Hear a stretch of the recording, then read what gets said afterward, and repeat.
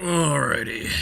Hello, and welcome. I'm just getting the last little bit of a thing done, so you're gonna have to bear with me as I lag. Y'all wanna see my computer die. Y'all really wanna see my computer die. This is how we do it. You wanna know why I don't play Star Rail on stream anymore? It's not because I don't want to. Again, I play this game daily. It's because of this.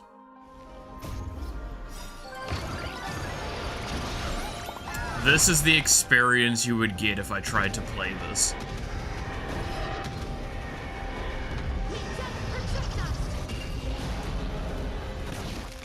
Now, I'm just gonna let it on auto, because I want to see what happens. Again, this is like the final thing for the like high-end game stuff.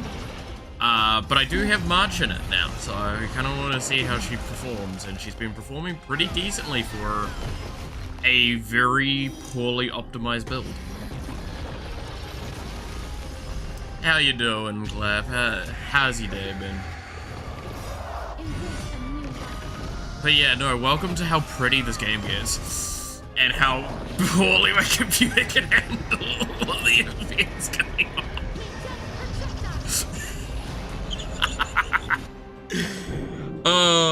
So yes, this is my saying of why I don't show Star Rail on stream anymore. It's not because I don't want to, it's because this is what the game feels like. How am I? I'm doing alright, all things considered. I was trying to get, is it Pure Fiction done for the week? For the thing? Guess another VTuber with Shrimp Miku cover, god damn it. But yeah, no, this is my, like, one of my favorite team compositions just because of Casterus, and now we've got March in there, it's pretty good. I do want to get Hyacinth for this team. I feel bad, because I kind of was like, oh yay, finally a team the Watcher can go into, and he'd be decent. And then I kind of want to just get Hyacinth instead, and then I kind of want to get, what's her name coming up? Pink-haired girl. But your characters are dying. Oh, don't worry, they're all at negative health. Welcome to this boss fight. They are literally at minus 1,500 health, so, like, they're all at negative health.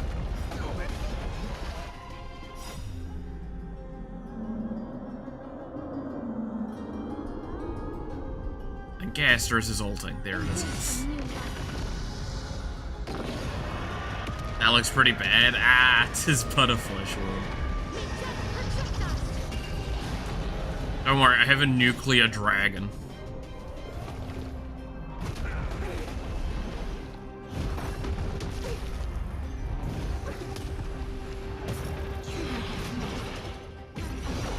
Oh, Tribby's at minus 6,000 health now. That's probably not good. Health should be greater than 0. Ah! That's what I've been getting wrong.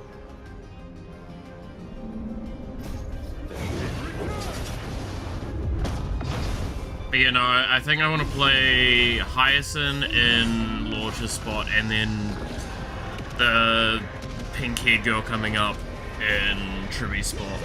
And it just looks so good. Her animations are gorgeous. There you go. See, we're now positive health.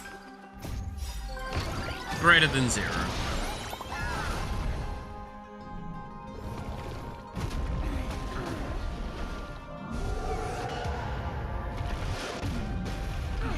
Well, now a couple of them are back to negative.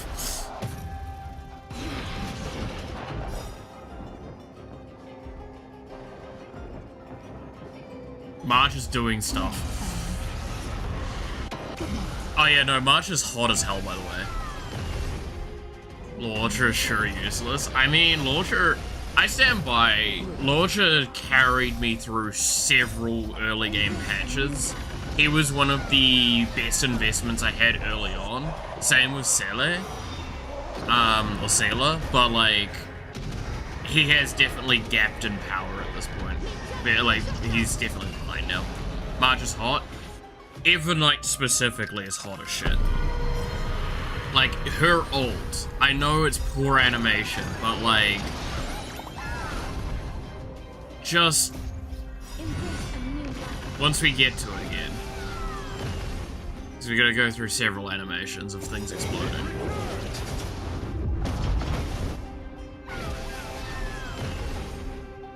And now it's your trigger. Just that. Oh, Evernight.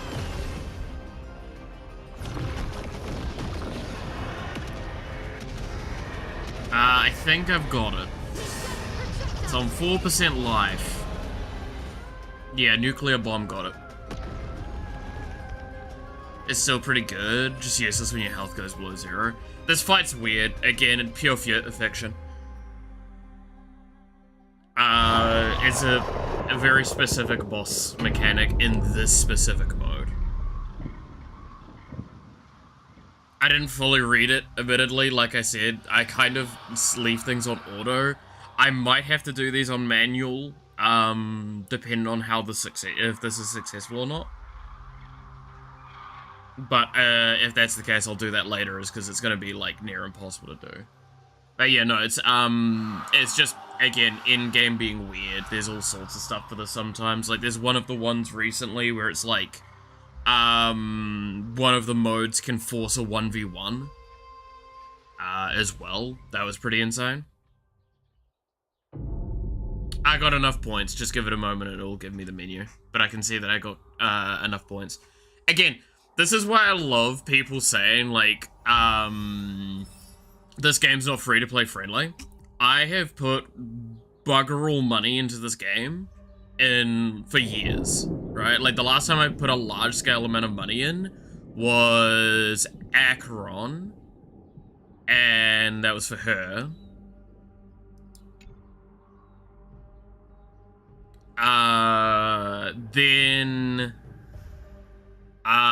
Since then, I've put in, occasionally I buy, like, the battle pass and the monthly, like, you buy a month worth of thing and it gives you, like, a daily login reward of additional currency. But outside of that, like, this game is very forgiving if you're not just, like, only saving for eternity. I don't go after every character, I just go after the characters I like the look of. Not even if they're, like, kit-wise good. Like, March is a great example of that. March is a good kit. She is a really good character. I didn't give a shit about that, though. I wanted to get Evernight because Evernight looks cool as shit. And because it looked like it was a character that could go into my, Caster's team. And I wanted more characters in the Caster's team.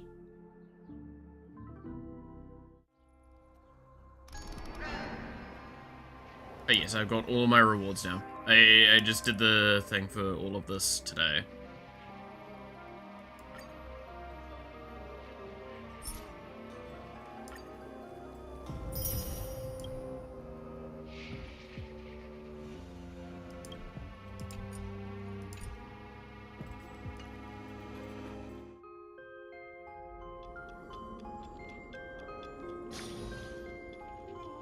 Character hot, get character, character not hot, whatever. Like, I'm half and half. Like, don't get me wrong, if a character is, like, objectively their kit's amazing, and I really like the style of the kit, then I'll try and go after them. But, like, they're less of a... Like, Sparkle is a character I wish I would have gotten, both for her kit and her visuals. I actually really like her character. But I've just not gotten her. And every time she's come by a redo of her banner, I'm either just spent a shitload or I haven't done anything. Or like I've got another character that I'm trying to roll for, right? Like, she's lower priority, but she is a beloved for me. Like, again, team composition wise, you can see a lot of my favoritism in this, quite openly. I mean, my favorite team is my Fox Yakuza team.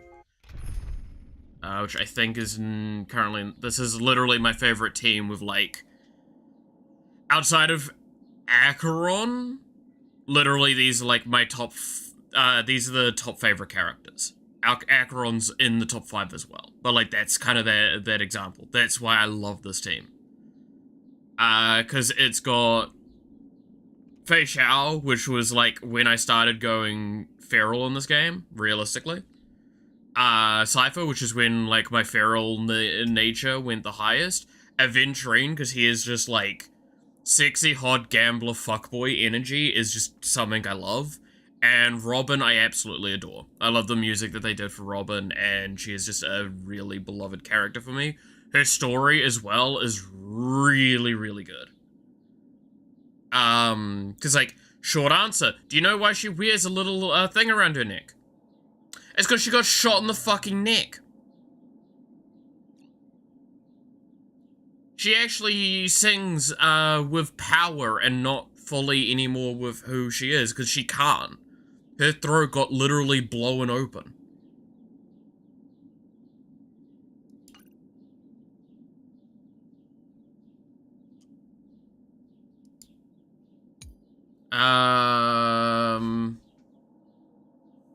What else? Amelie, this is one of my favorite, like, base comps.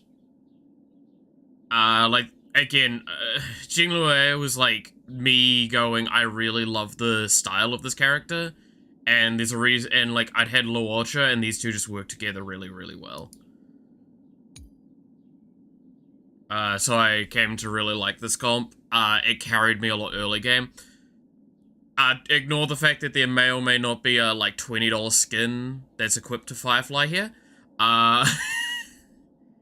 Also, I need to change the Trailblazer to her correct form for this team, because I don't need to use it in the other team anymore.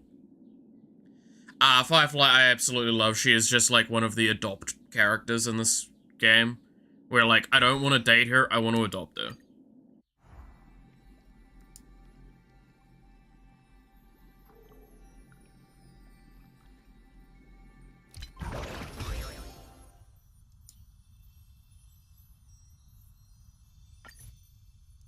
Alright, switch to the Harmony.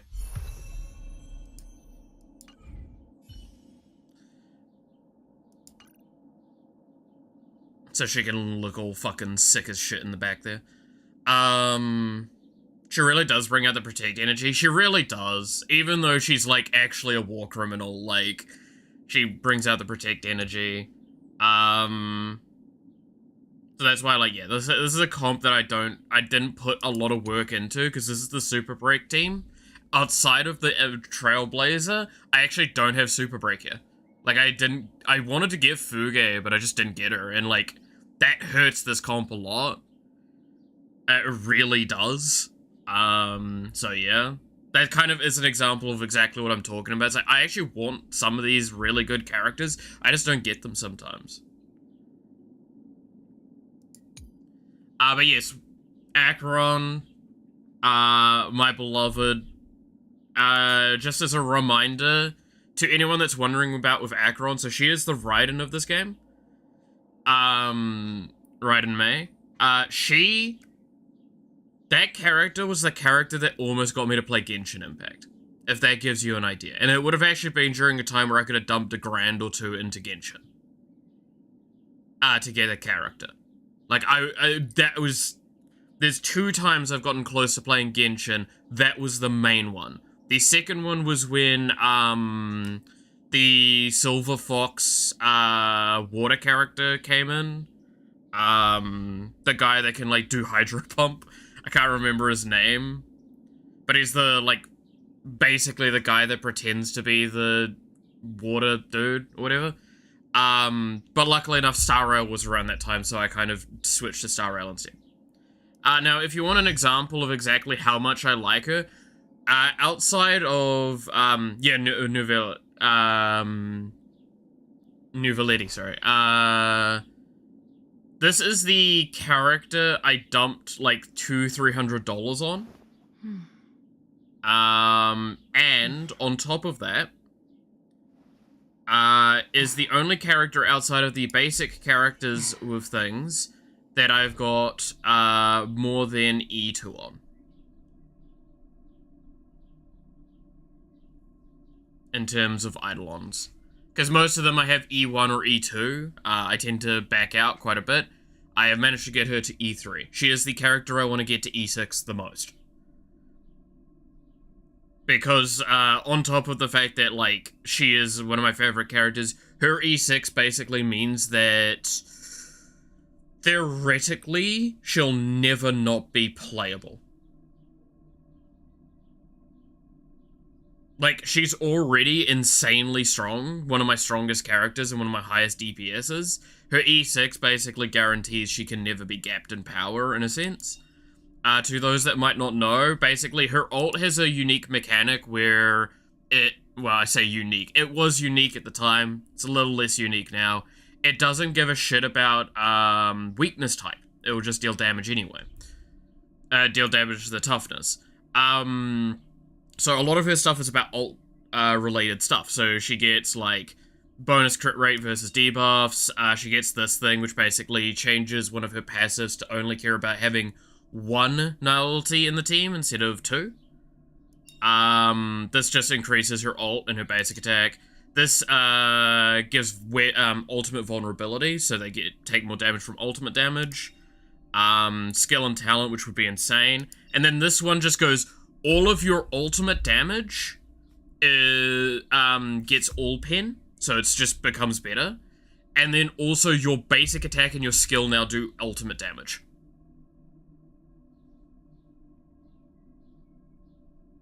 Like, basically all of your kit becomes your ult. Which is insane. But March is really weird of a kit. I'm still not sure I fully understand how it works. Or Evernight, I should say. But God, she is very pretty. Like, look at this girl. Look at those dead fucking fish eyes, man. Anyway. What other teams do I have? I actually can't remember what's in the slot. Smash? Yeah, Smash. Oh yeah, counseling. I just love Jingyuan, and this is like me giggling at the fact that Robin and Sunday are in the same team. That's it. Nothing grander than that. It's not a good comp, I should probably just get rid of it, but I do want to make a Jingyuan comp, like, properly again. Then my Casterus comp, which is just... This is probably my second best comp in the game. It might be better now because of Evernight, especially once I optimize her. But can I just stress, again, I am a very simple man. Girl with Scythe, tick. Dragon, tick. Best character. No, I just like her character design quite a lot, but like just... God, Scythe and Dragons are fucking sick as hell to me, so... and then I do have one other comp. I'm pretty sure this is my only other comp that I have, which is called Burgor. Which is... It's just Saber. It's just Saber. And, yeah. I think that was the last comp I ever did. So, that's that. Anyway, let me close the game and actually get started with today.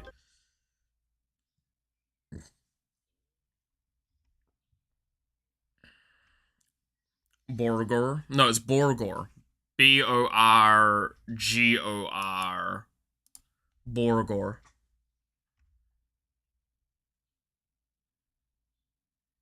Okay, let me set up music first.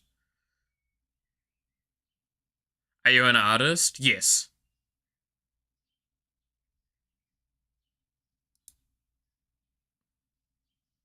Well, I'd like to think I am. Anyway. End of the day, I do art and I do some commission stuff.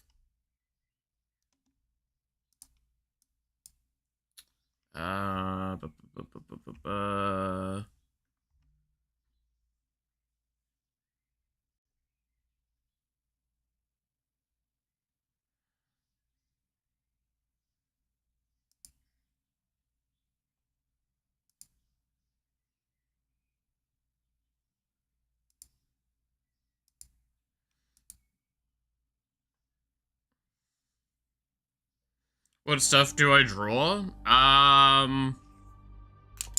All sorts. Some of which I can't show on stream. For the most part, recently I've only been paid to draw not safe for work, but I draw whatever. I like drawing a lot of VTuber anime stuff though. Primarily. No, I did not do this model. This model is done by, was it Ken something on, Booth? Ken Mo 6. On Booth.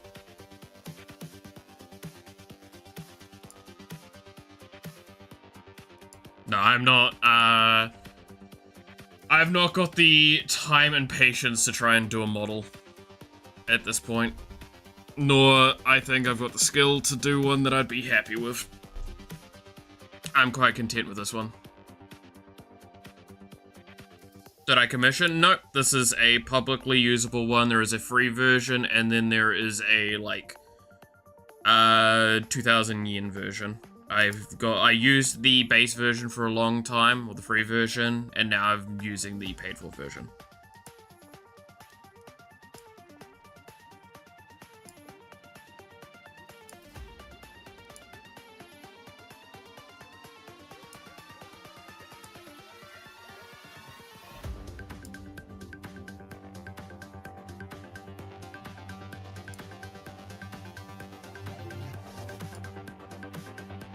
It was kind of as an expression initially at the time to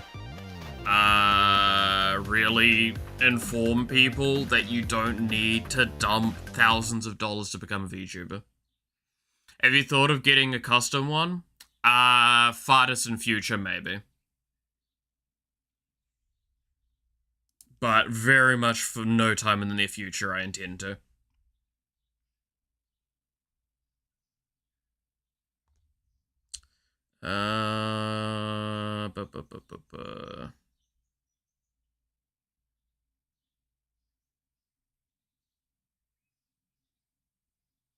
Gasamon looks amazing though, and you can add anything you want to the model. I can add whatever I want to this model as well.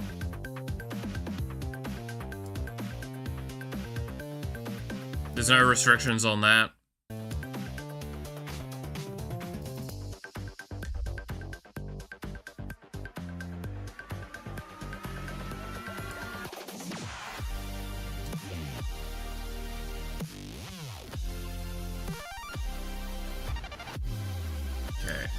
Let me fix this.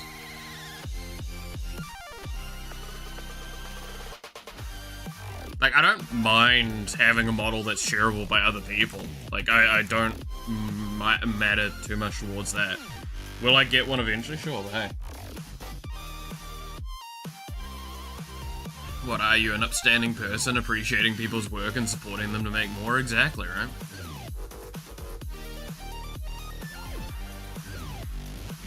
Why don't you make outro screen and some animated overlay screen for your stream? I have a outro and an intro, but I don't use the intro anymore because I just start the stream now. Because all starting the stream with an intro screen does is it means I sit there for a minute or two doing the stuff that I would just otherwise do on stream. I don't really care either way. Like, it's just me doing a couple of setup things, which, I mean, it takes me like a minute or two. Why bother? I might as well just get into it immediately so people know I'm there and not have to wait. Like, I mean, hell, I don't even... I've set up everything for the stream, and I don't set things up overly over the top on purpose. Because I just don't see a purpose to a lot of that.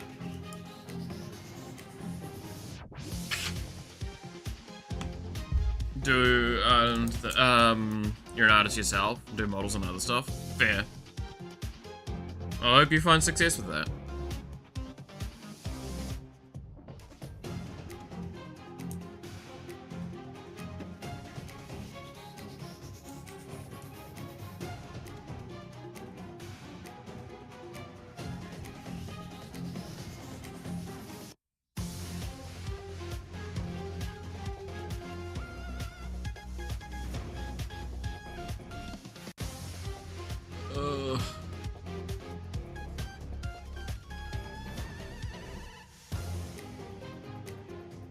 I can help you with that? No, I'm good, thanks.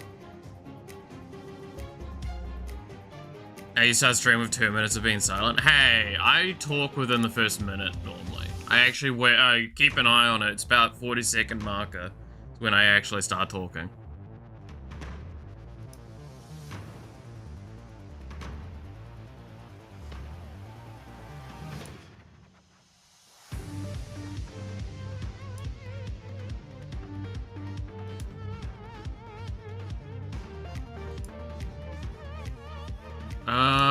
What do I want to work on?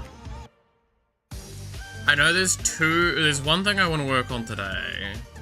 We could do some more towards that outfit thing that I've been working on. In the background, do some cleanup on it.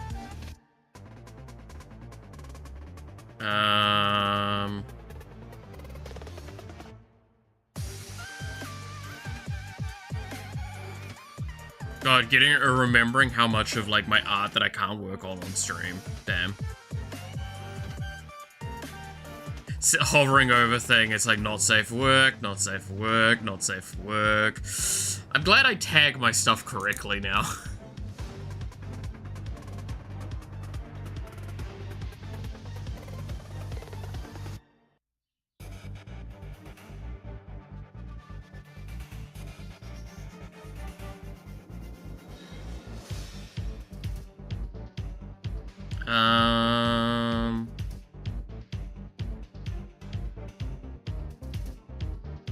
Could I draw a dishwasher?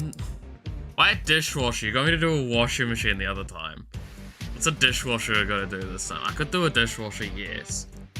How lazy do you want it to be? I could do it super lazy energy.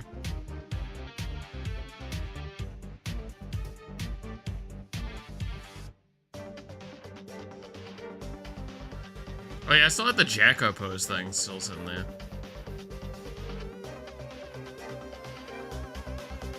I'll come back to that one day and actually like do a better version of it, because it's like the more I looked at it, the more I was just like, oh, it's just slightly not great. Could be slightly better. I mean, y'all want to see the beach one that I was working on again? There we go.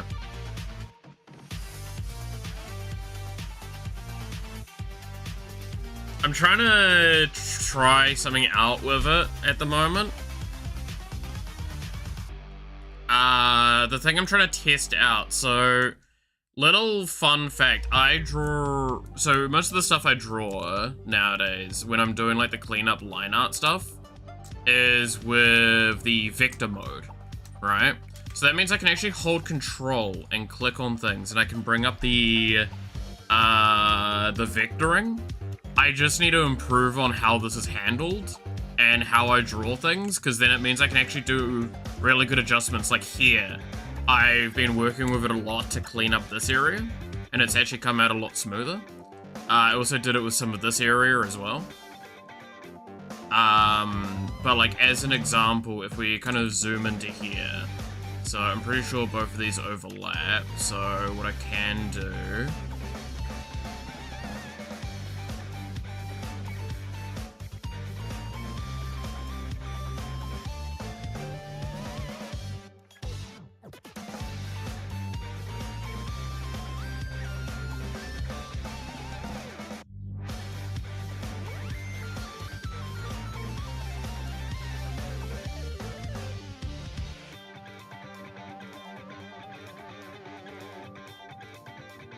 Let's do that and it looks clear, all of a sudden cleaner.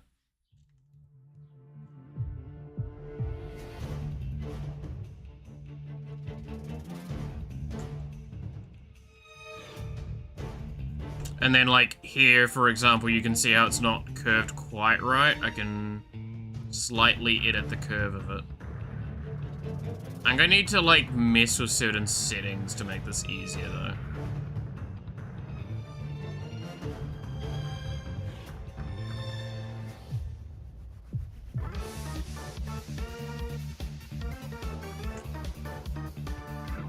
But I can do like a lot of cleanup with that, which is what I've been kind of doing to this drawing.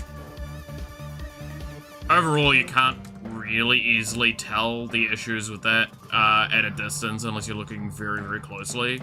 And this is also, like, just the initial line arting.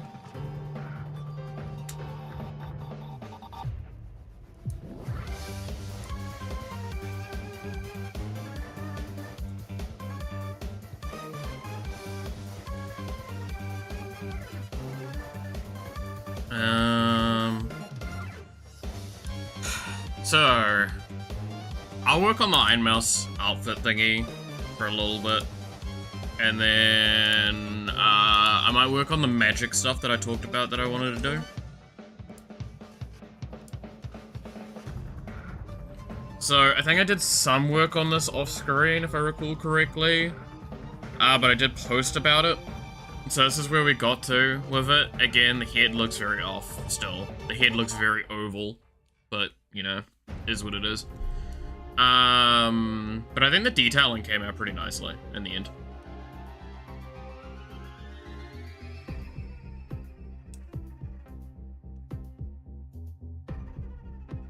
Like, I actually think, outside of a couple of corrections, the coloring's pretty much there with what I want to do with it.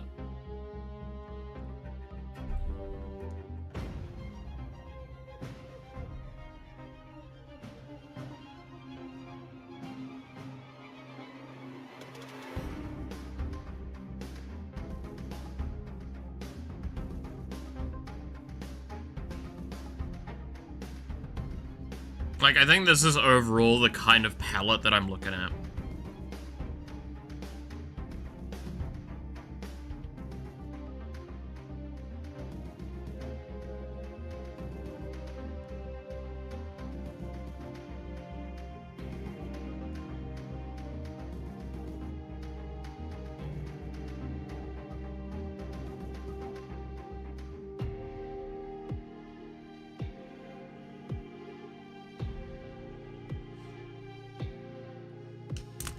What do y'all think?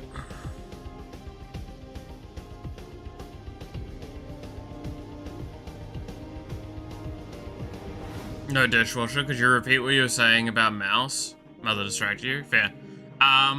So I think what I was saying is, like, I'm pretty sure I finished some of this off stream, but I posted the update of it. But this is kind of what we've got now. I'm pretty happy with it, but I do need to do some cleanup, especially with, like, the face, for example, and some of the shaping on the head mainly is where I think the issues are. But I think the palette is pretty much on where we want to leave it at.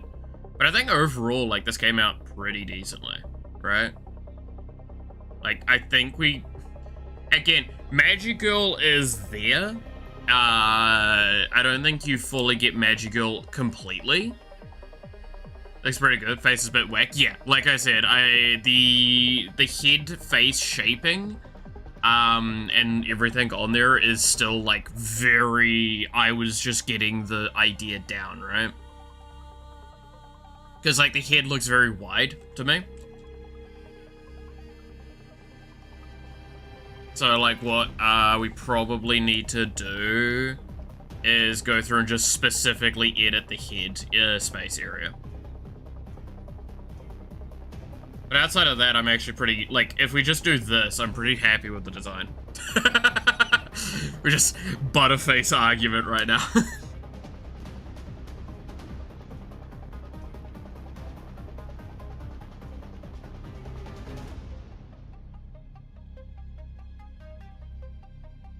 Like, overall, I'm actually, like, surprised at how well this kind of came out.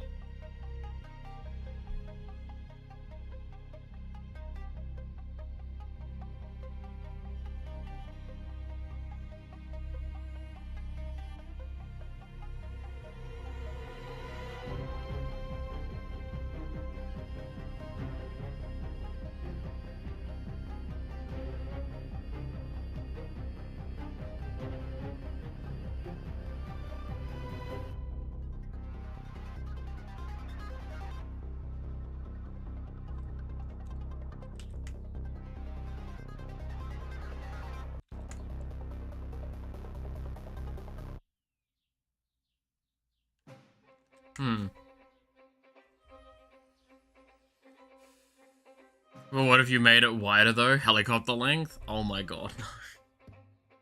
Please. But yeah, no, I'm actually like surprised at how well this ended up coming together. From just like literally the idea of, hey, what if we did like Magi Girl Punk? Right?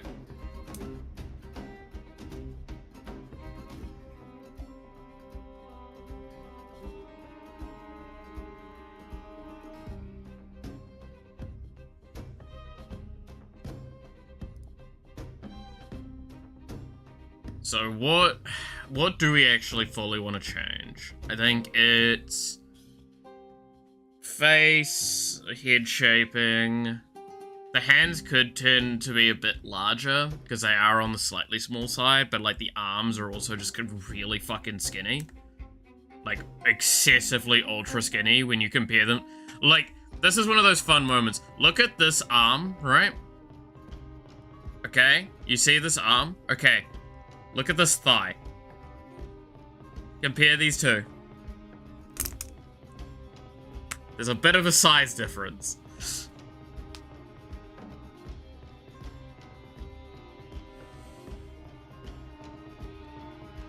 Like, that arm on the left, specifically, is like a quarter of the size of her thigh. I think that's a little disproportionate. Wish that'd sandwich me. I mean, same, but still. The point stands. We need the arm. Like, this arm on the right here is a little bit better. Very clearly, it's, like, slightly larger, but it still could stand to be a bit thicker. So, I think, ironically enough, I think we, again, just do a, like, another level of alterations, but this time I'm going to work them backwards onto the piece. Instead of like redoing the piece again, I think we just work backwards now. So let me set up a new layer. And I'm gonna get the pencil out. So we're probably gonna want to shift to here. It's probably too big. Yeah, then.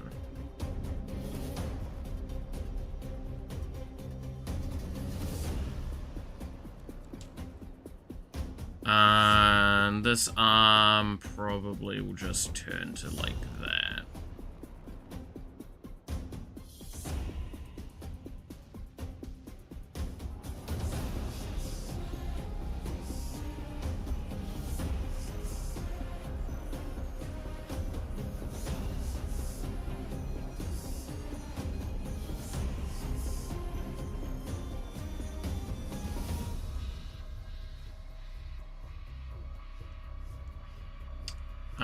Then head shape. We probably...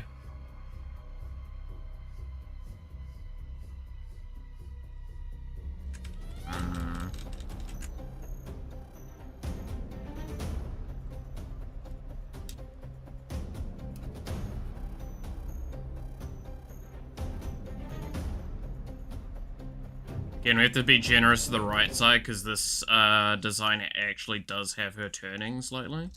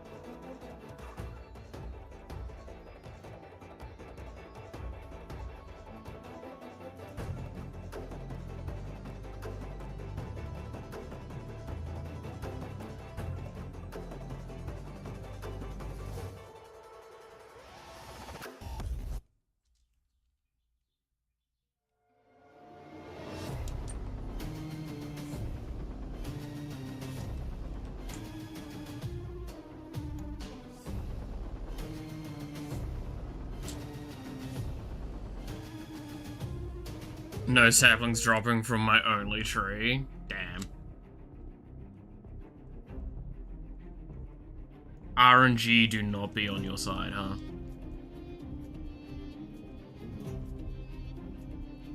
Okay, so that means the...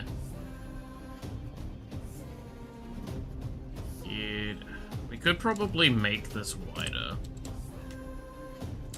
Like, a little bit wider.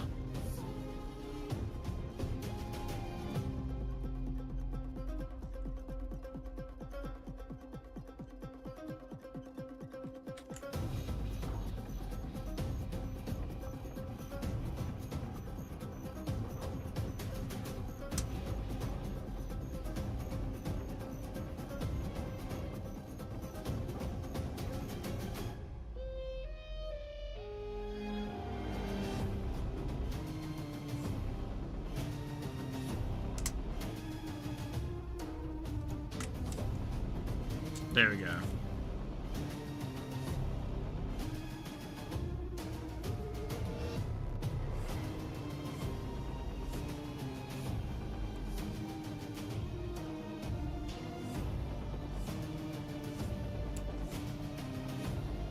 So that means the here is gonna have to probably be shrunk a little bit, so this would probably come to here. It's gotta line up with the eye. And the hearts would come down here.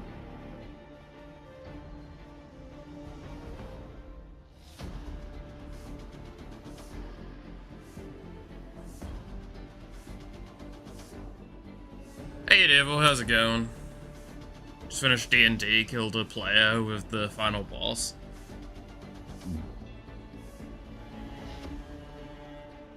This is the Murder House campaign, by the way. Oh boy. Yeah. Yep, sounds fun that the boss just turns up early on and is just like, hey, by the way, I'm gonna wreck your shit.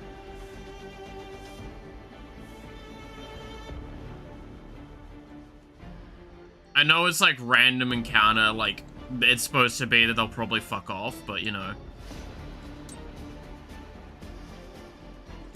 It's still real rough, eh?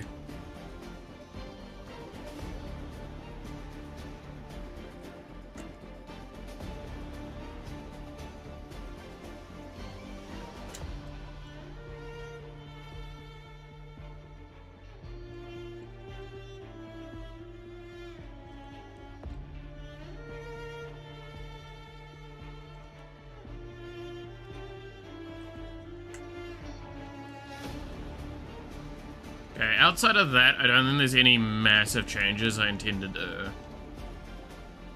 Like, obviously there's the section of badges here that need to be done.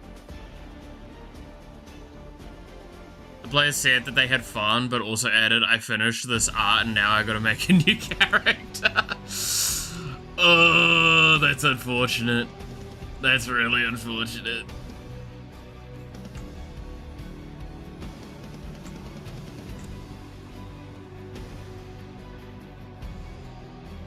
Okay, what if, right?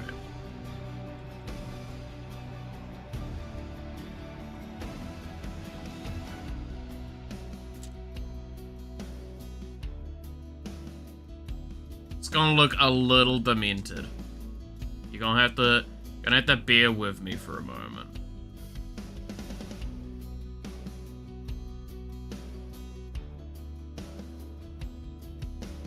I'm gonna see if I can do something to be lazy.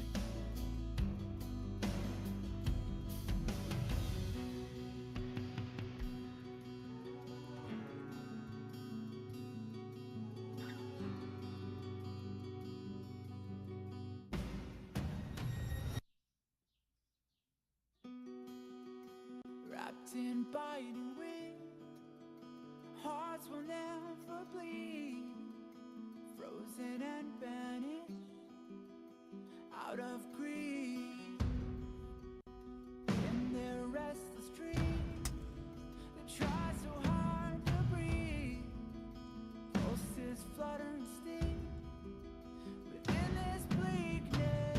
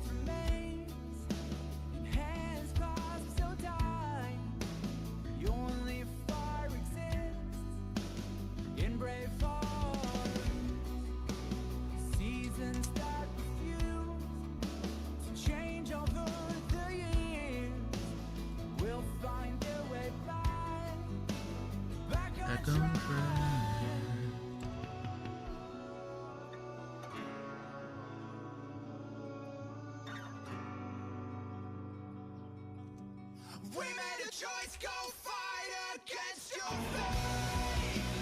Pain will It's come beta. with the blade. Pain will wake up the despondent crowding, storming world somehow. I sheathe the sword not to kill.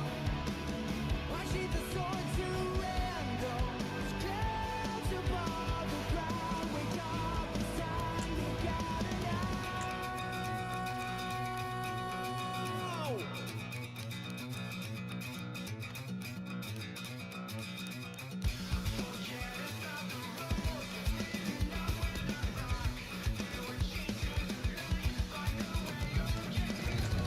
We have nowhere to know where they are headed for. See them lights on fire, just blaze through the storm. We know it's right over there, something to spare. Whatever is arriving, we'll be prepared.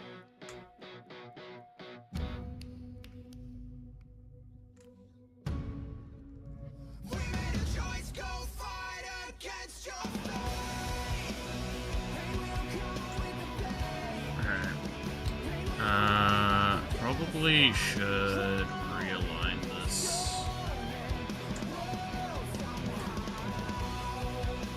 Be slightly on the large. Ooh.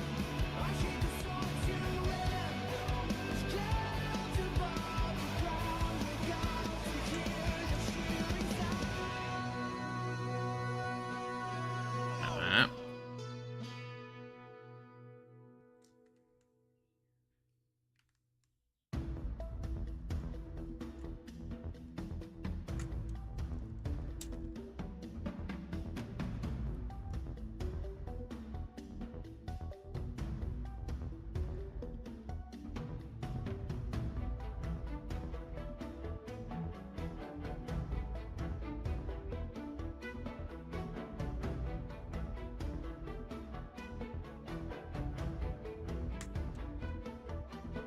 There we go.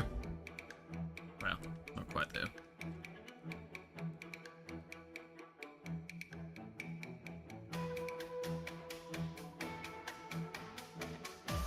Whoops. That would have explained why that was red.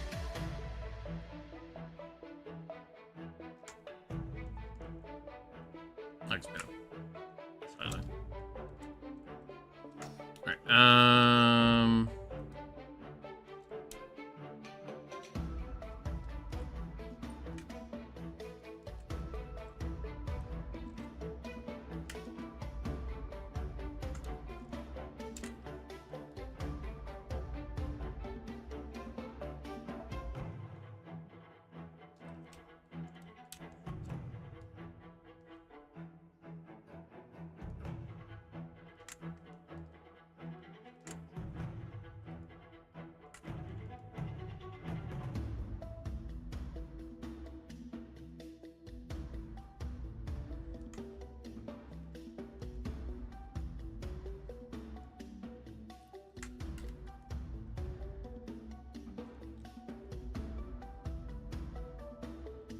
oh my god.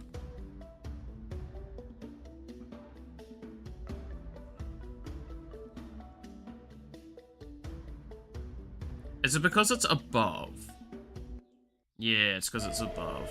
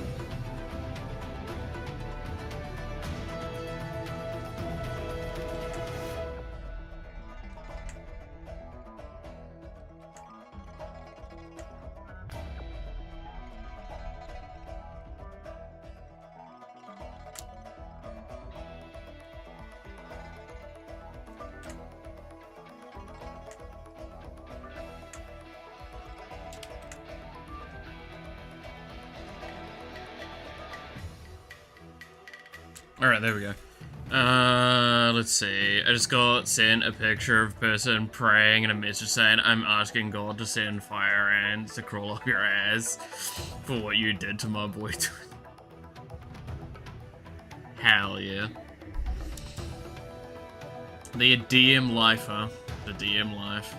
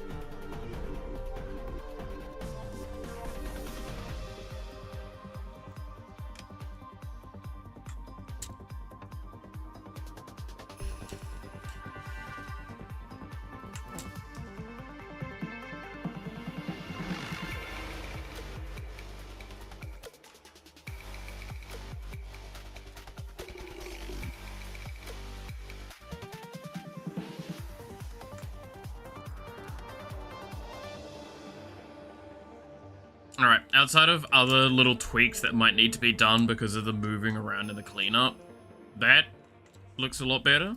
Let's see. Oh, that's the wrong one to remove. The face looks better. That's what we, very standard and normal message. Hell yeah.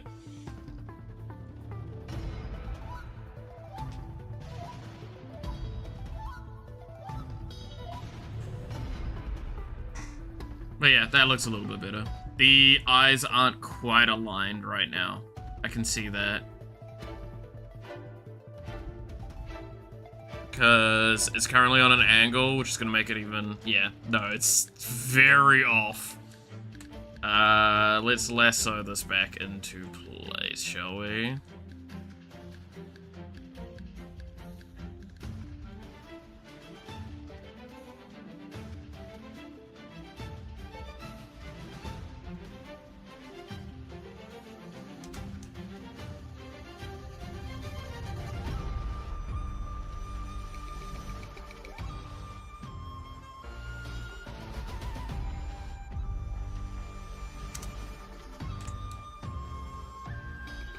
It's a bit better. The right eye's still a little too short.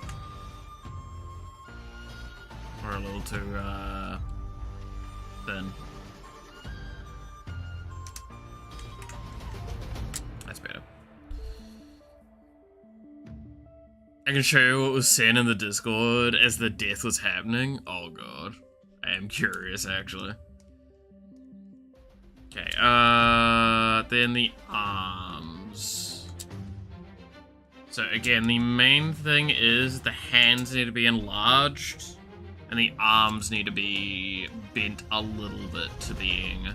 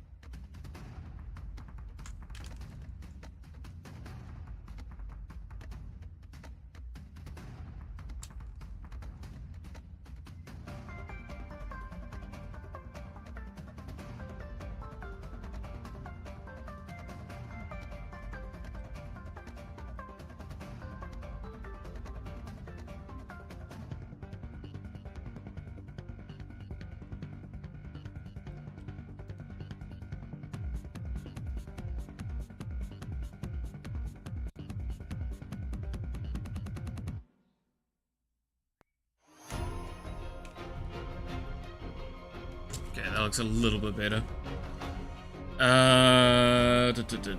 Same thing. Okay. Looking at DMs.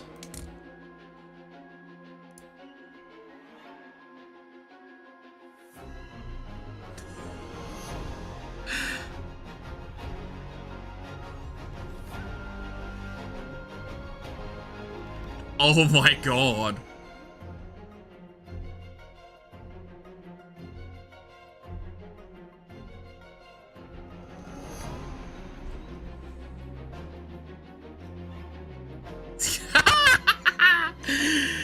Holy shit, the violence in some of those statements. Holy.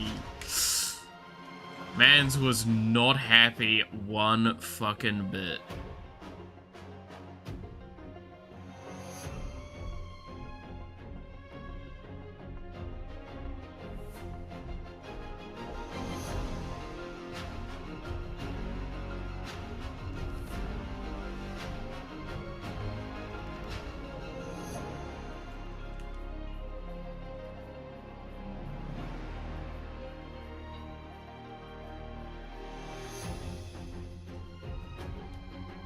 Yeah, no, I figured that's kind of what I was reading.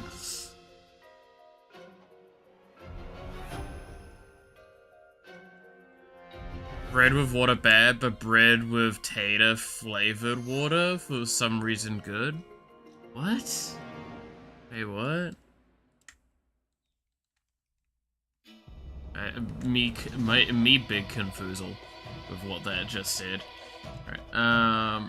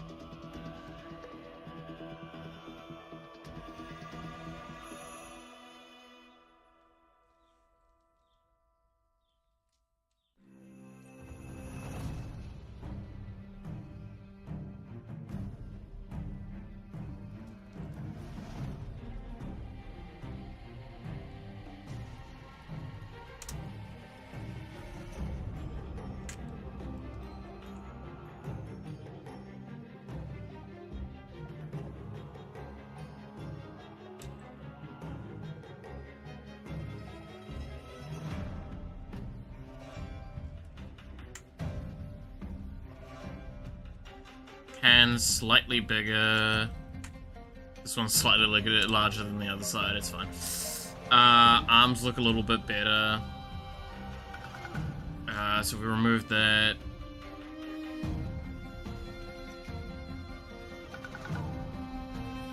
Because, like, I'm pretty sure if I draw, we're currently on a zeroed axis.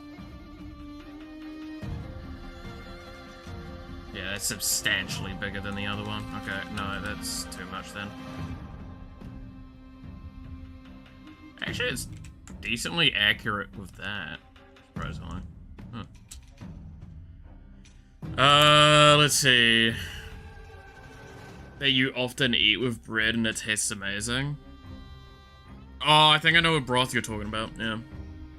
I have with 2 Irish players, one of them threatens my life at least 2 times. As an Irishman myself, well, loosely Irish heritage. Yeah, it sounds about right, actually.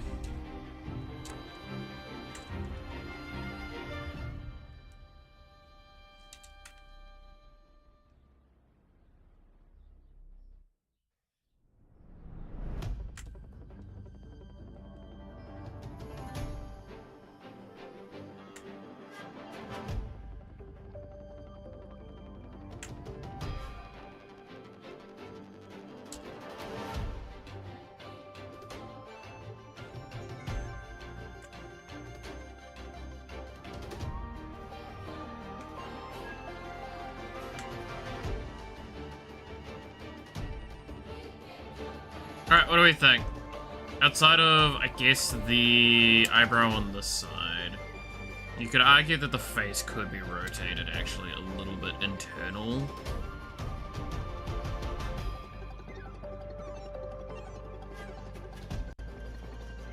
Just a little.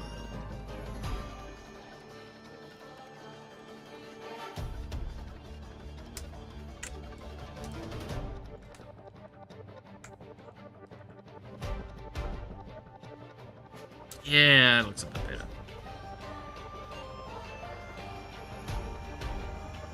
Rizza Pure Attacker, hell yeah. I don't offer much, but I can offer a few things.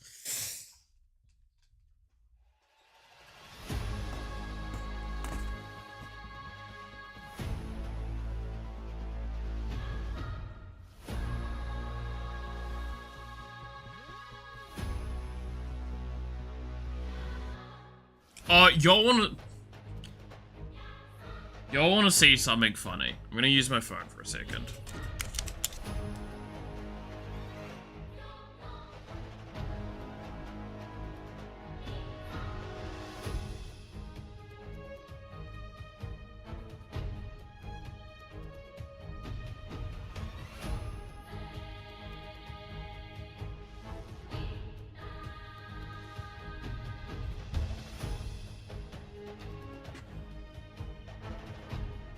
If it would do it, it'd be in jail?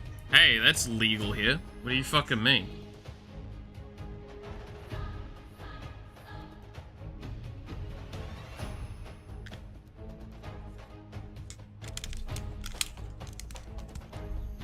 Alright, I just sent something in the Discord.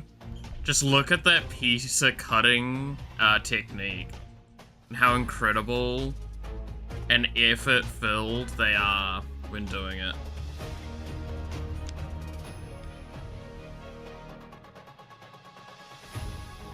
While I try and get my phone to charge. There we go.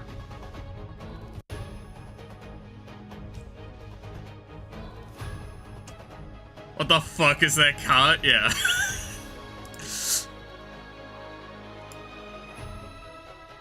So that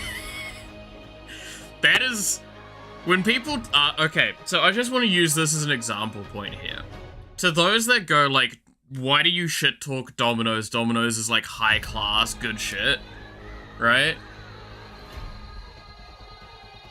This is what Domino's looks like to us here in New Zealand. This right here encapsulates everything you would want to know about Domino's in New Zealand.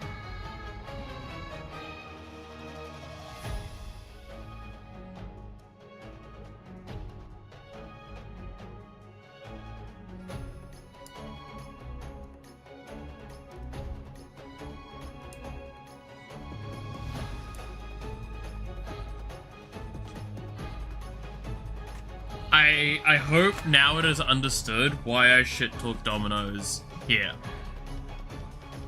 I'm not saying your Domino's in Europe isn't good. I've heard very much that it is. It is the worst pizza place here in New Zealand. It is the cheapest, but you are paying for what you get.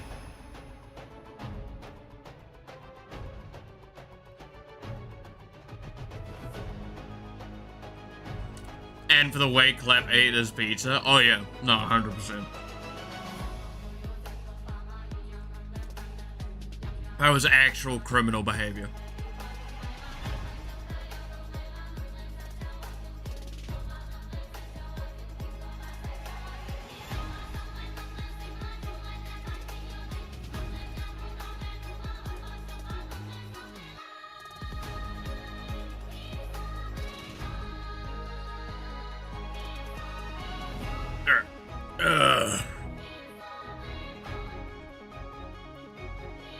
There's one time, sure, whatever.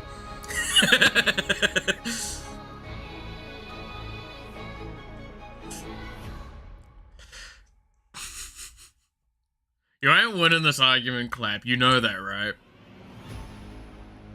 Because you need to realize, in court, that doesn't hold up. Your Honor, it was just one time. You blew up a hospital. I'm glad I live in your guys' rent-free. Yes, yes you do. Pretty much every regular viewer lives in my head rent-free. I want you to realize that.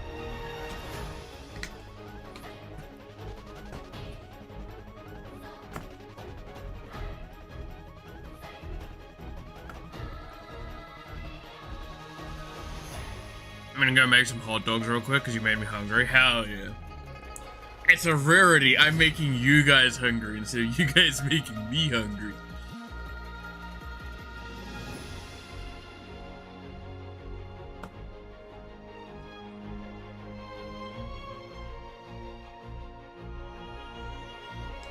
Okay. Base design looks a lot better now. The head looks, the shaping's a bit better. I like that. There's still some alterations that could be done to it. Joked on you, already consumed.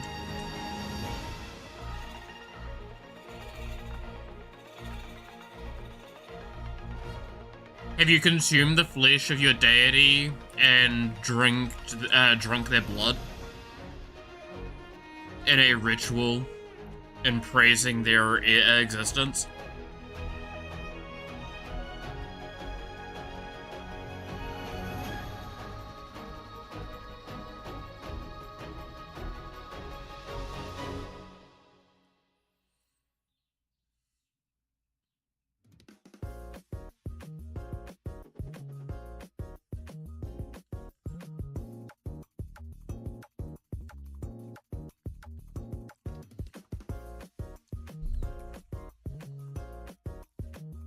No, but I can drink your sweet. I mean, what? Yeah. It's real fun explaining, Catholicism, that way, though, right? Yes, by the way, I was making a joke at Catholicism. Fucking take that as you will.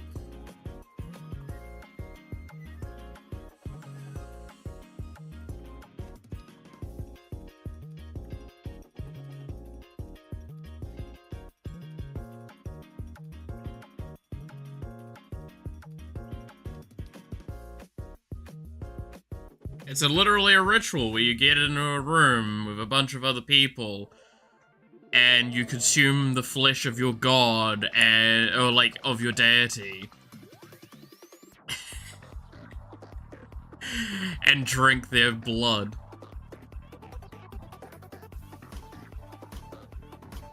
I'm sorry, yeah, no, I stand by. If any religion tells me to consume the flesh of my deity in a room with other people, it's probably not a good thing.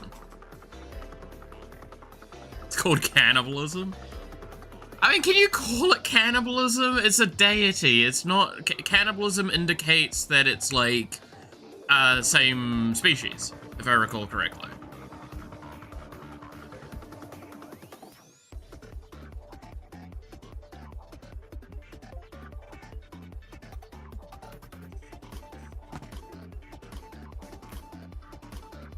And while, to my understanding, Jesus was a man, he was also, consumed the spirit of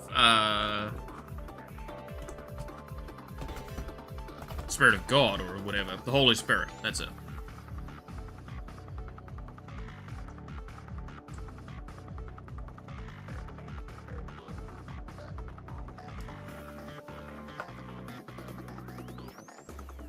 Very normal, acceptable, exactly.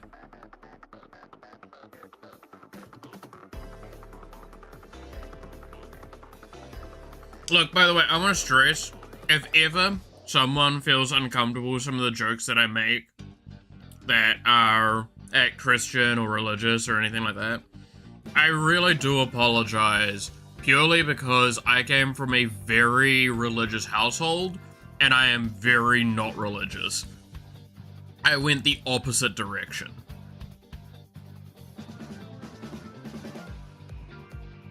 I'm not making fun of you or your faith, I'm just making fun at those people that are really fucking insane about it.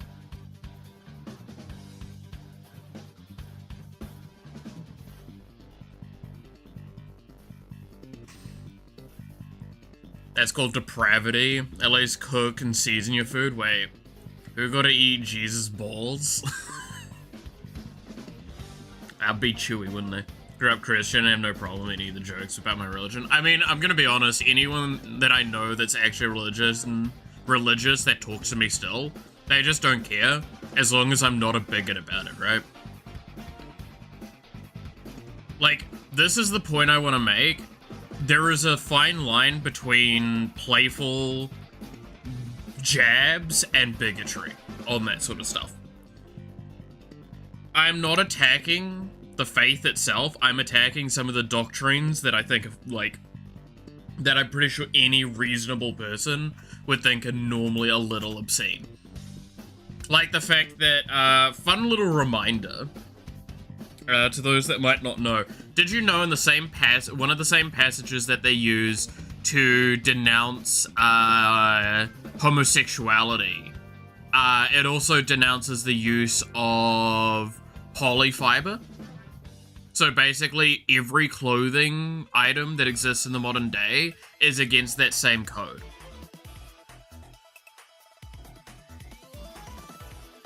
There's a lot other ones that are really funny from that one when you pull them apart, but like, that's the thing, is like the two instances of homosexuality.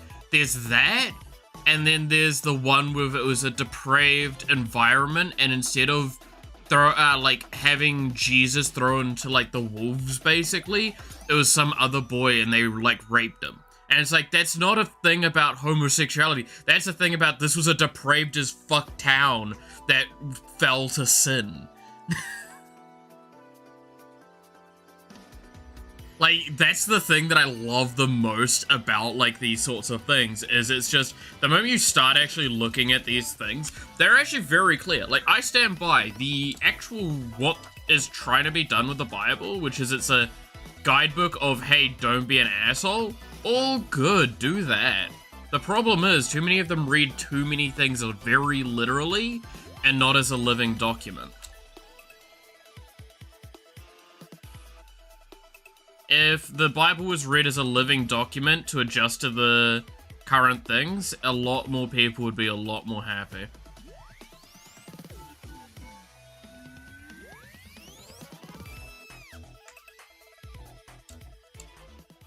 Where it was believe, do whatever you want. Look, I stand by the argument, belief is very important for an individual. However, what you believe in is what you believe in, right? Like, you can decide that yourself. I have the belief of believing in a better version of myself. That's the most important thing for me to believe in. Because other than that, what else is there to really care about, right?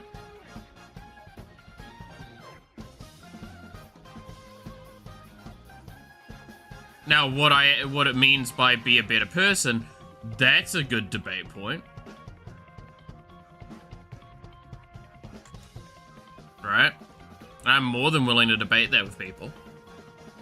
Because that's extremely subjective. What my better person might be is a worse person to another, right?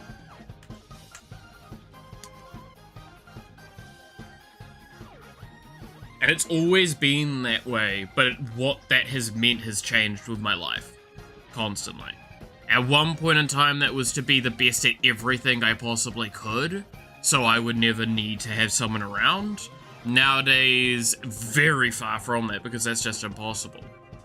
But it is to be the best person I can be for myself and others, right?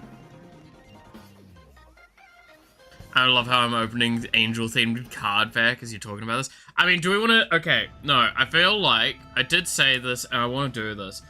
Let's start doing some custom cards for Magic, right? I'm curious, what VTubers do we want to do? Because I want to do some VTuber-inspired custom card designs.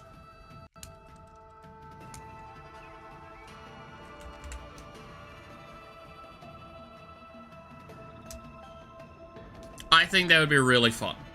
After, like, 2 times we've sat and reviewed, like, a pseudo set, quotation marks, that someone has done, design around VTubers, I feel like we should come in and, like, make an argument of what we think should be done. So give me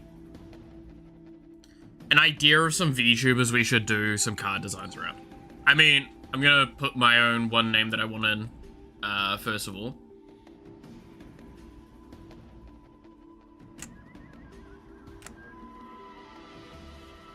Right, so we're gonna do one, some about Iron Mouse.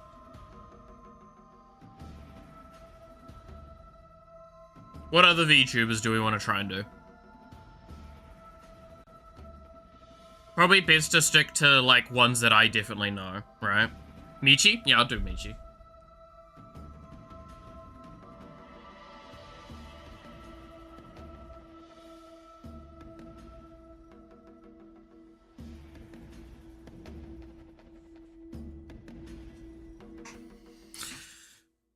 Like, we'll go with, like, I don't know, 10 for now, and then we'll design from there as well. Because it will probably be, like, some of them would be friends of these VTubers, some of them would be the groups and stuff like that.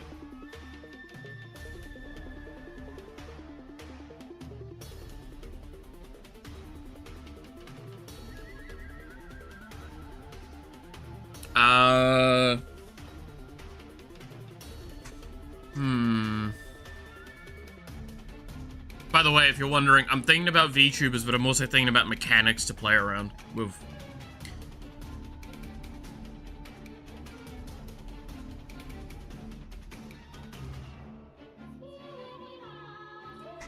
I mean, we could also just, like, Mel. While writing these, I'm also gonna write over here kind of some ideas. So keywords that would exist in VTubing that could be used. She. That's a hard spell, by the way.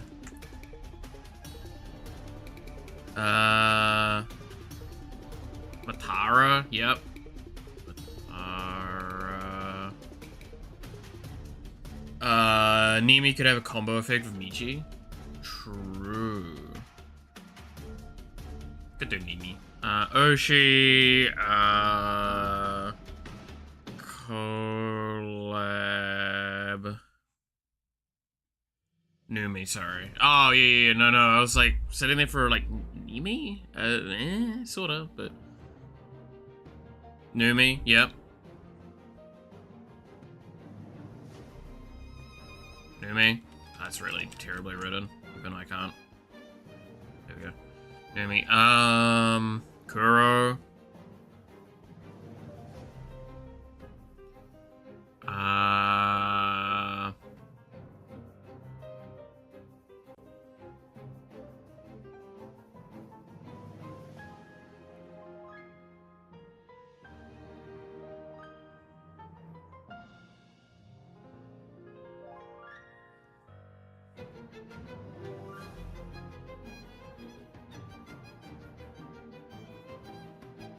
Shy Lily? Hell yeah. Actually, yes, Shy Lily. Definitely.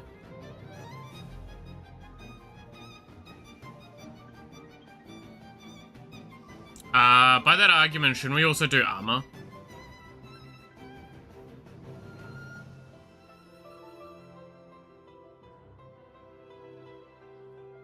Bow. I love how both of you go bow. There we go. Good degen energy.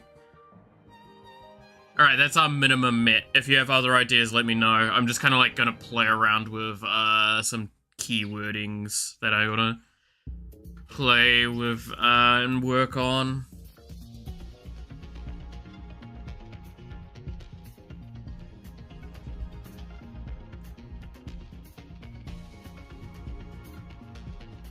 Neuro?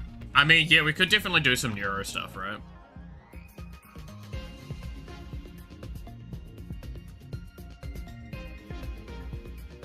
We'll do like a little star here indicating that, like, obviously the rest of the group.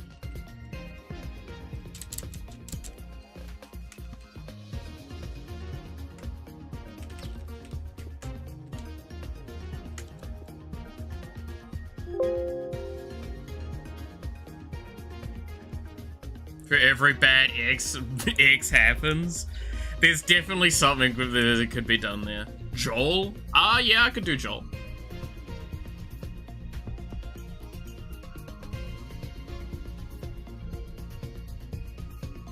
God, that... Okay, that W came a little too... Okay. Joel. Oshi collab fans merch.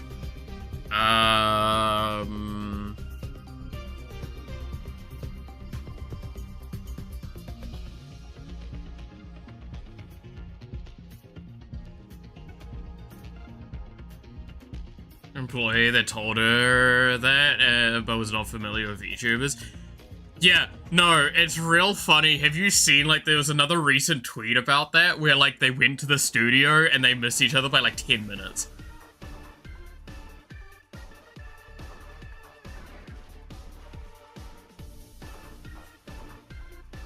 I love seeing those, like, messages every fucking time. Because it's just like, hey, when are you gonna be in? 10 minutes later. I'm just getting in. Are you still here? It's like, responds 2 minutes later. Bitch, I just left.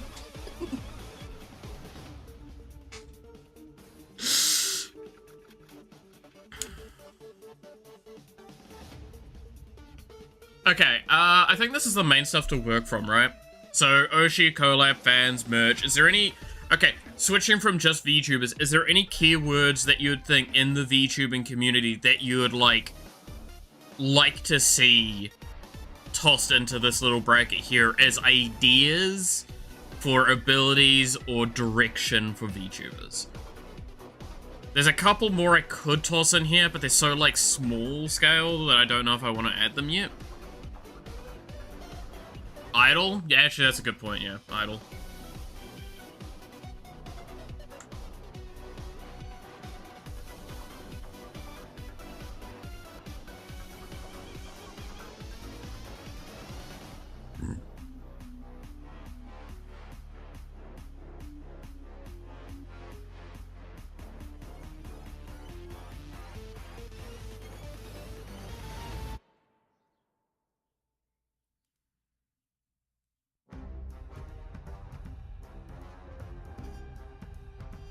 That kind of leads into that Oshi part, though, as well, at the same time. I have an idea for that, by the way, but we'll leave that for now.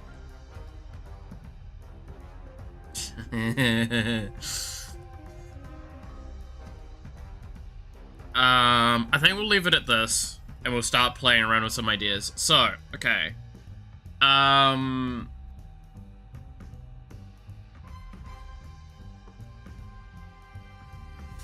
Well, it seems like we had an idea with I mean, Matara's gonna be an easy-ish one to do, because she's just gonna probably be kind of like a gain stats based on things dying.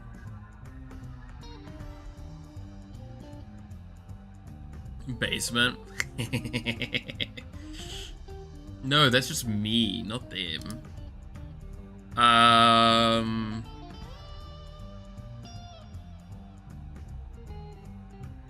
Okay, so I believe there are websites to do this stuff at, by the way. Shall we open up one of them?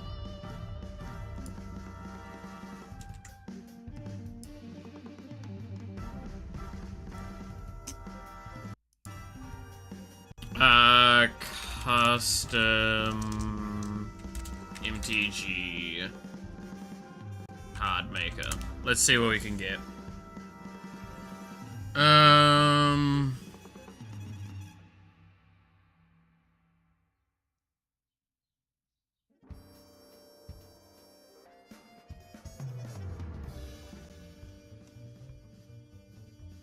Let's see what the Reddit says of what's good ones to use. Magic set editor for like a decade. It's downloads, a bit clunky, but it makes the cards look closer to things than anything else, which is not much, to be clear. But I use the thing.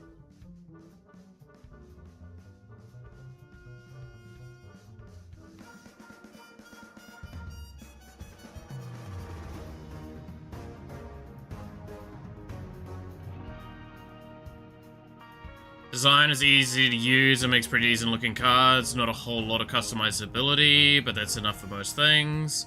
Magic set editor, so that was the previous recommendation. Is useful for quick mock-up many concepts at once, and export cards don't look the greatest though. Great scratch pad, might use that then. Builder is what I use for finalizing designs. It's got the most customizability, best looking end product, but it's a learning curve to it. I'm not sure, and it doesn't save. I'd only use this one when you're finalizing the design. Okay. So Cardsmith seems apparently not too great.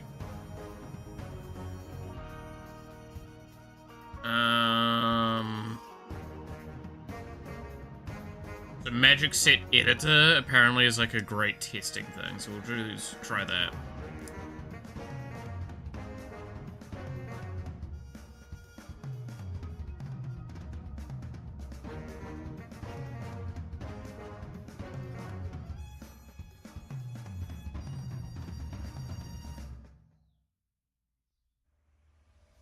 You played all the cards this way. That seems really bad, but hey.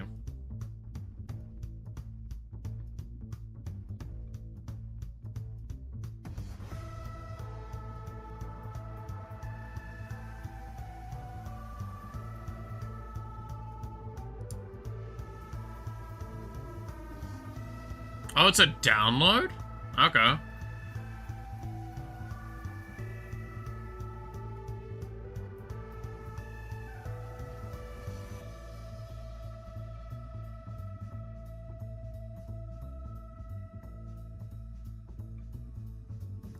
Fuck it.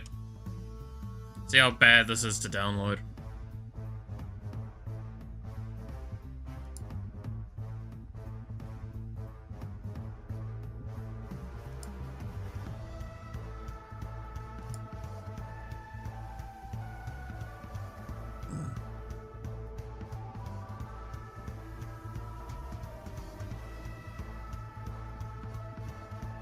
Surely it's not gonna be that big, right?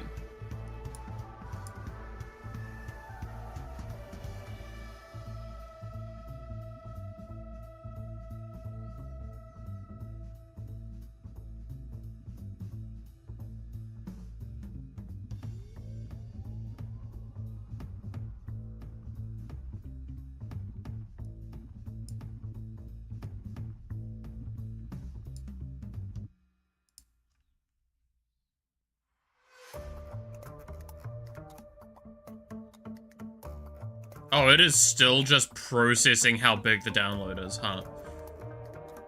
Probably because my computer is kind of on the laggy side right now.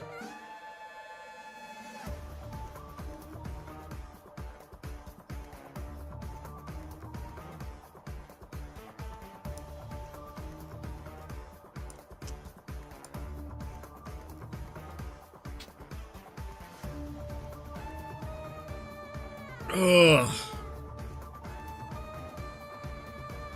So far it's 100 megabytes, and that's in a compressed form. Yikes.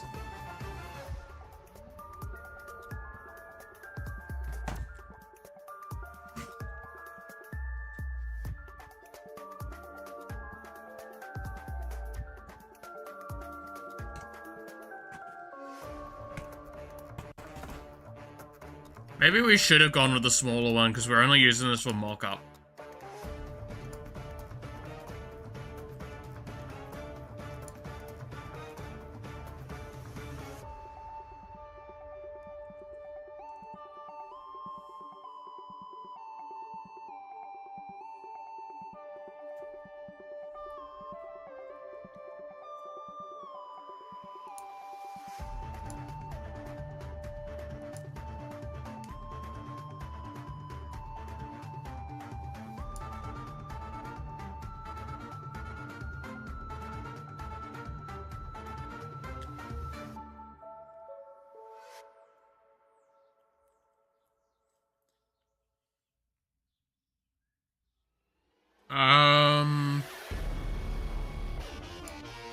Let's go with this version. Hey, Sweeb, how's it going?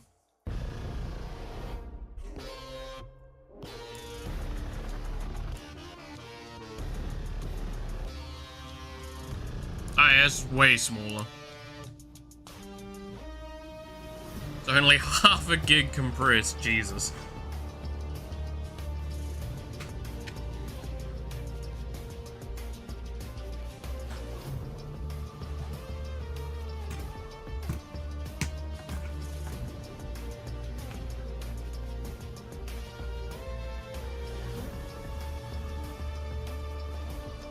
My poor computer trying to run too much at once, I guess. Alright. Okay, so based on these ideas, we'll play around with some card ideas, and how we're going to approach this is actually how you're supposed to do card design, by the way. I'm enjoying my first free evening in the last 2 weeks. What's going on? We talked about this earlier in the week, how, like, so I've reviewed, like, 2 VTuber-inspired sets of magic done by custom community stuff. And both times I've been, like, sorely disappointed. So I wanted to see what would happen if we took the helm of a custom set.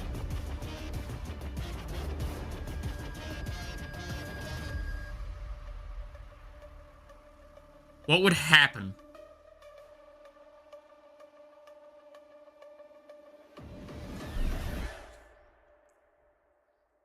So we've got a couple of VTubers we'll work with. A couple of keyword things that we can work from. And we'll sketch up some ideas.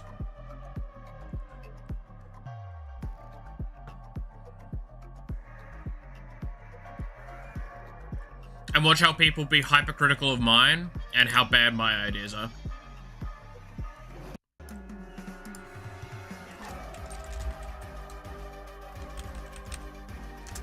Let me open a Google Doc.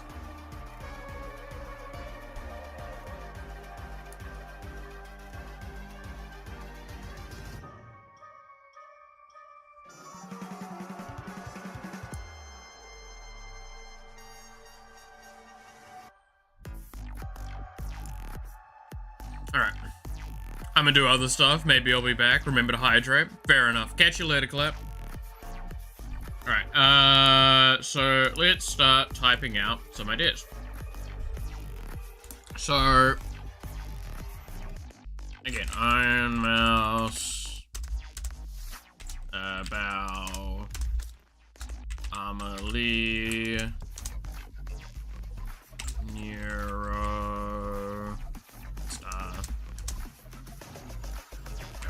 Kuro, Mal, Michi. Who else do we have on the list? Like, these are the first ones that came to mind. Numi. Matara. Mimi. Shy Lily. And Jill. Alright, these are the ones we'll work with initially.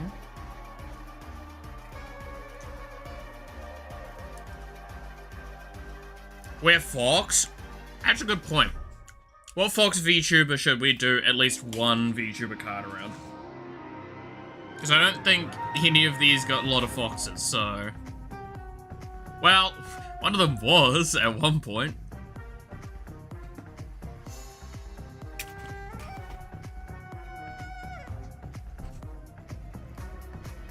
Has the download finished yet? No, it's nearly done.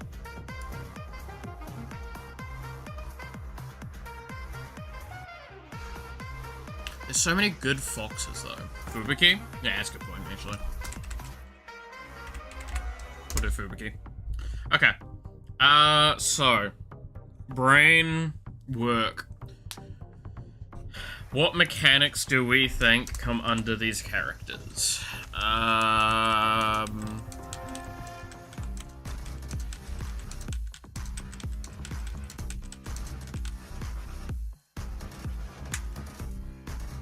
So, roughly speaking, what do we think?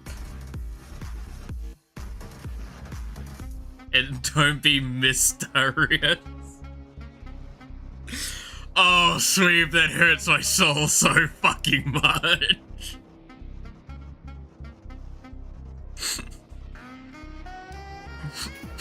That's actually upsetting.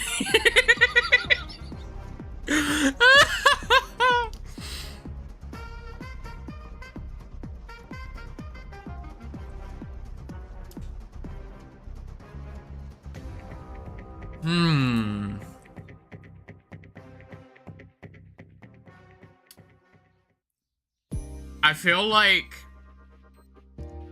Okay. So let's think about the characters, think about mechanics that could be introduced with them. Or work with them. Even if we're not going to put them in the final design, let's write down some. Monarch.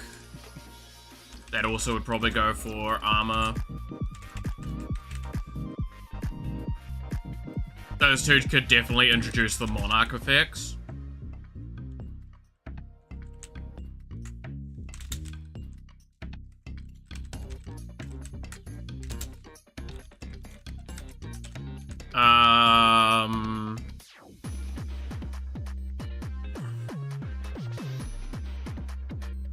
Hong Kong Fox from the other side. From the other side.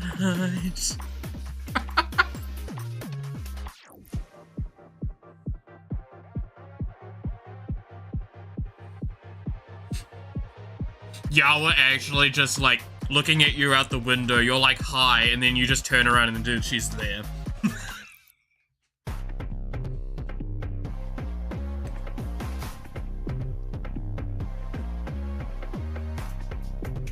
She just enters the house all of a sudden, teleports behind you. Nothing personnel, kid. Proceeds to offer you tea and a fluffy time.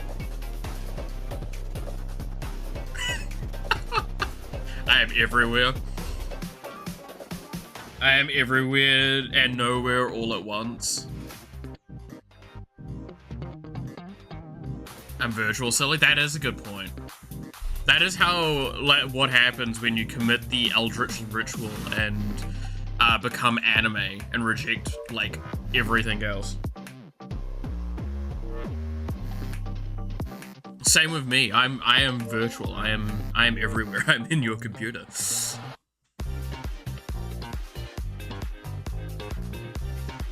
Yeah, I was always in headpads range. That's fair.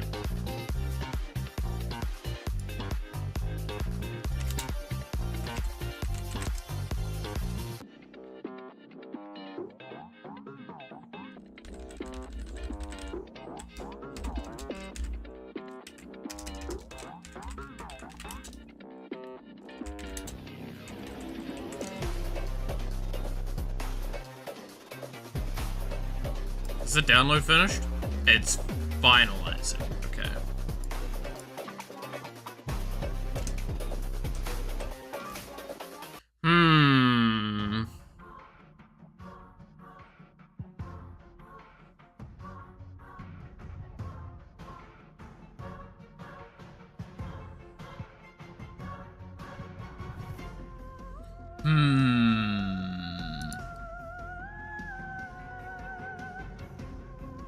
This is the fun part with these sorts of things, is like write down words and things to like do ideas with.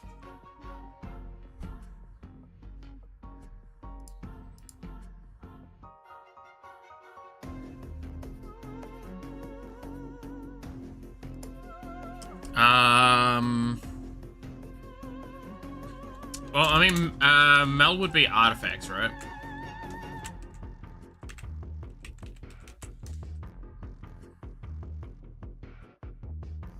Michi and Numi can get attack burst when together or summon together. There's something I could do with Michi and Numi. Let's just do works with Numi. Works with Michi. We'll write that for now.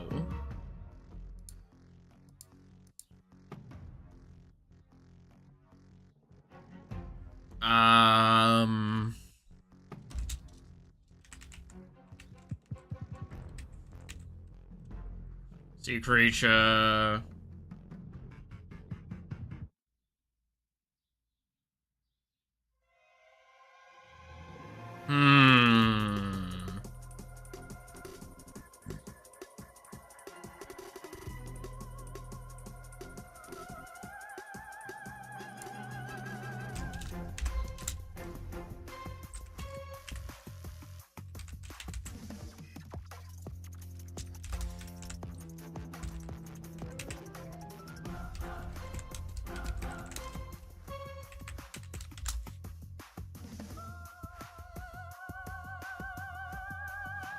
Mel artifact, you mean she is one, or that she's good affinity with artifacts? Column A and column B. Again, we are writing just keywording down of what is going to happen. Like, Matara growing with death, what the fuck does that mean? Does that mean she gains stats on death? Does she gain bonuses off death? Stuff like that. GG Maxune. We could do something like that.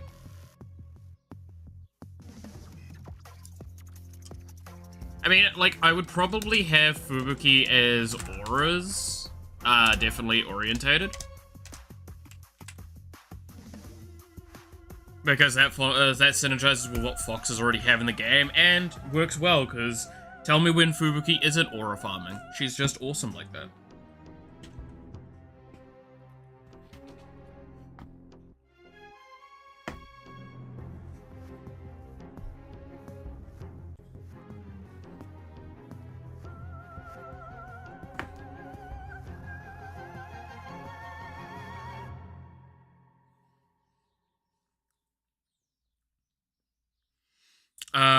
It also means that I can keep ensuring her, like, the card color will be white, which works really well.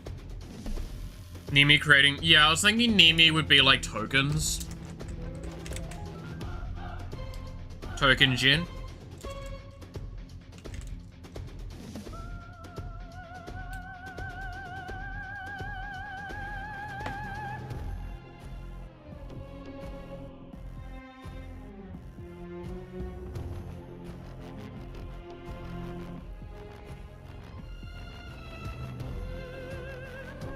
I also feel Nero would be artifacts and tokens, right?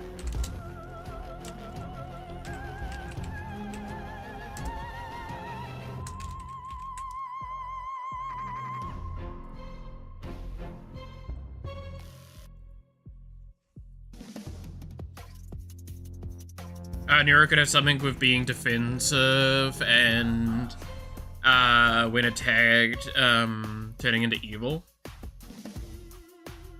Well, it's because, like, the problem is that I want to keep Neuro and Evil as two separate things, because, like, I like the idea of there is something I have as an idea. Alright, I'll write it down here, is meld. I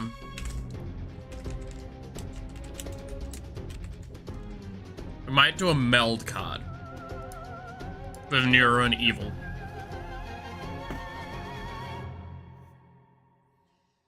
But I do like the idea of maybe, ironically enough,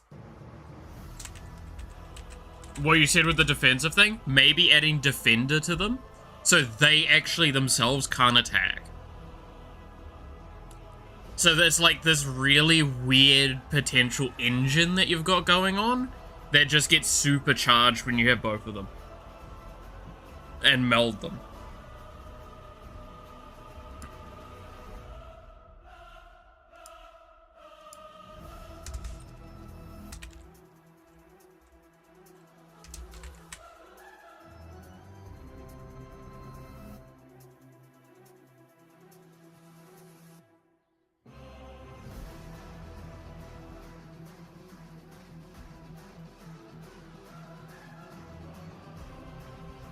What do we want to do with the rest?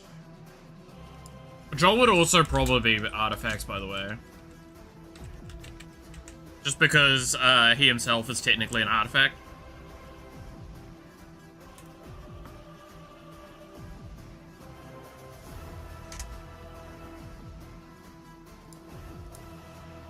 Honestly, you could honestly just reprint Henrietta as Joel and it could work.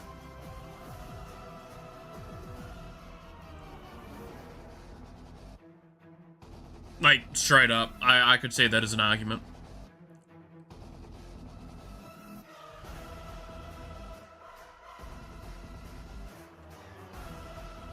In case people wonder what the hell I just said, because I just said a name and didn't, like, explain that.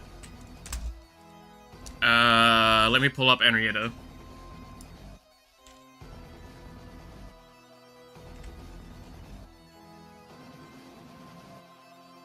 If I remember how to spell it.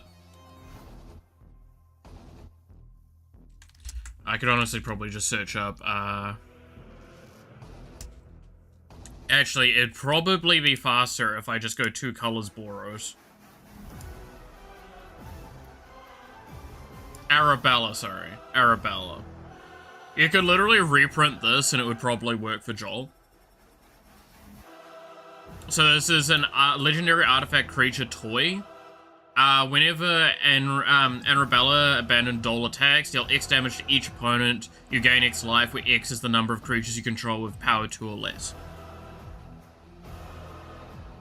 So the idea being that it's just like lots of tiny little small things on your board and you swing with this and it just kills people.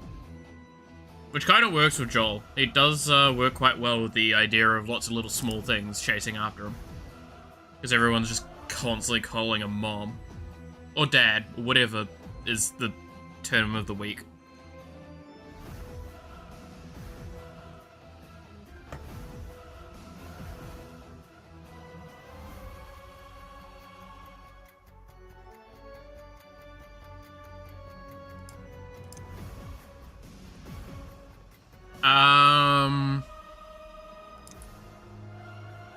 Also, I actually kind of like the idea of...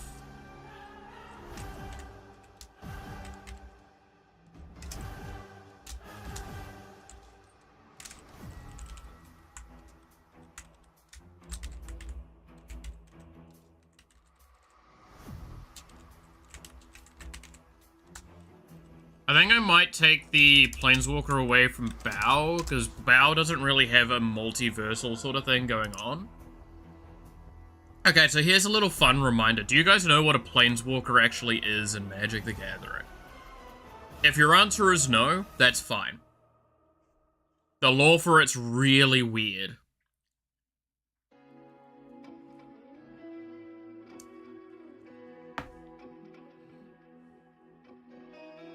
But it should give you an idea, like, once we explain the lore for it, you'll understand why universes beyond properties are really hard to do Planeswalkers with.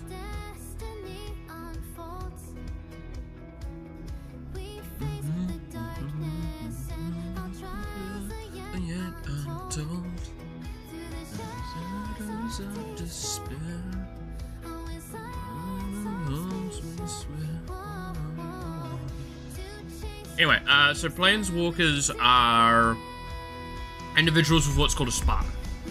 And it basically means they can traverse in between the different realms in this freely.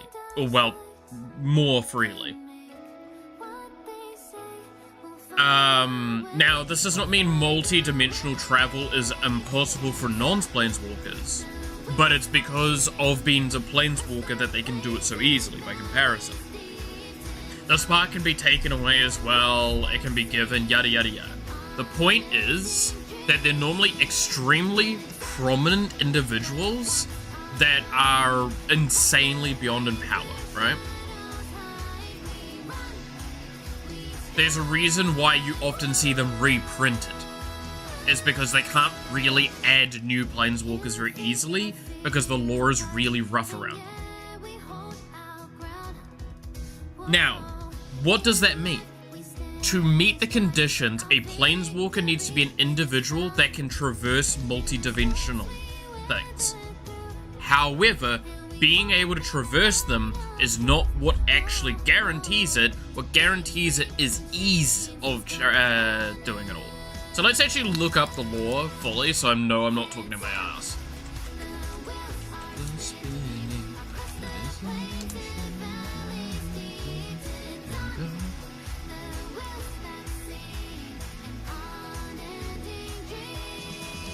Alright, here we go. In the storyline of Magic the Gathering, Planeswalkers are amongst the most powerful beings in the multiverse. Within the game, they represent the thematic identities of the players. Because technically that's the thing, by the way, you are a Planeswalker, per se. There's a reason why Planeswalkers come down onto the battlefield, not as a like as a monster, but as a thing. Like you're summoning in the Planeswalker. And it's why they also have a health bar, right? That's the idea. That's why, yeah, loyalty further enhances the idea, is because it's their loyalty to you. And then they're like, oh, well, I'm not loyal to you anymore, bye.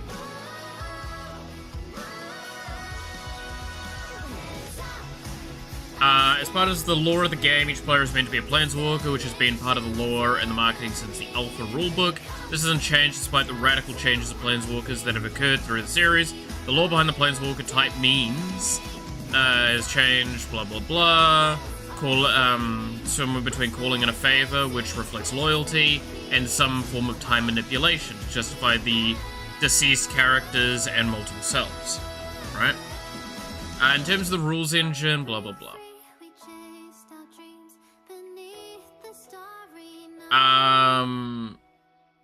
So yeah, it's kind of like rule of thumb. Yeah, so non-canon planeswalkers. Some D&D characters have been prepared as planeswalkers. It reminds me of the concept of Commander, or is it just me? No. So, again, the player themselves is the planeswalker. They've got a health bar.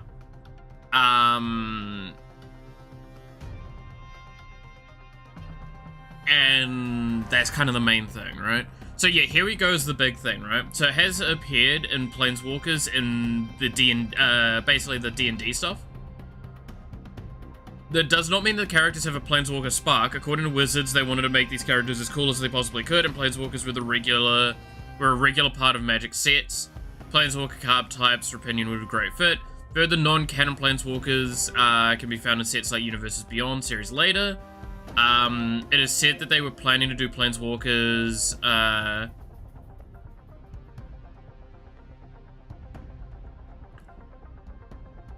but, like, yeah, they're trying to keep Planeswalkers as Wizard-only IPs, right? So, that's the fight we have, is that basically Universes Beyond shouldn't have Planeswalkers.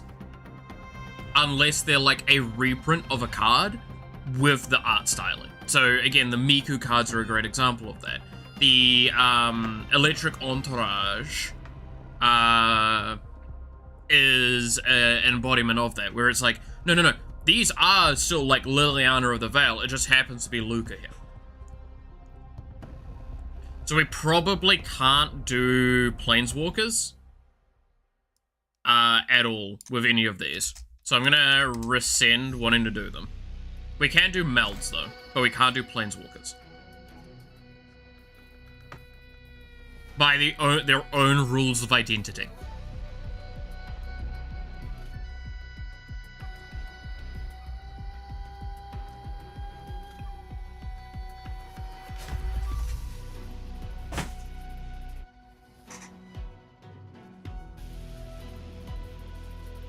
Look, as much as I would like to just go, fuck it, it's my own thing, we're designing this with the full intention of, like, this could be done, right?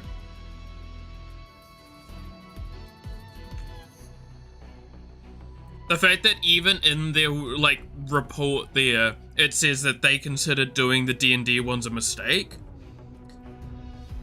should say a lot. So we can't touch planeswalkers. We can touch everything else though. I don't know if I want to do transforms with mouse then, because I just plan on doing like a bunch of different mouses.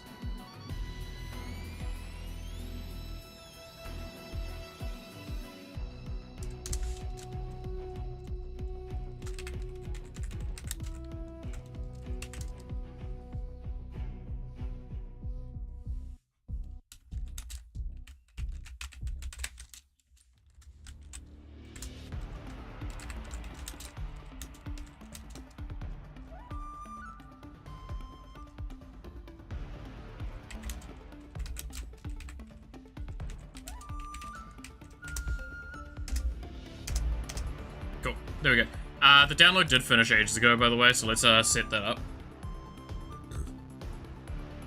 No, Commander is, doesn't have actually a lore thing, if I recall correctly.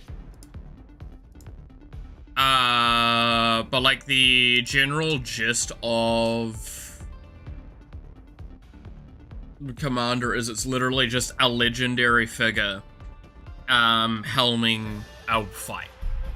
Doing a thing, right? Okay, so let's start playing around with these in a little bit more in-depth. So, I would like to have at least one of the Iron Mouses, probably a primary one, work with the Monarch architecture. And it's like, say, when enters become Monarch, then on upkeep, summon small, for now we'll just write small, demon, if Monarch summon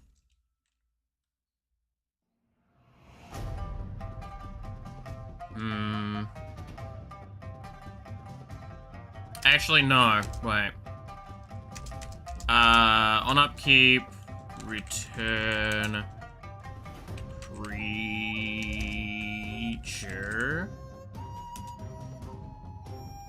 from graveyard to hand if Monarch return to battle field instead.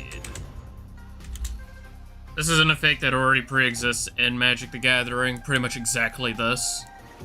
This is actually on an enchantment, if I recall correctly. It's on a white enchantment, I think.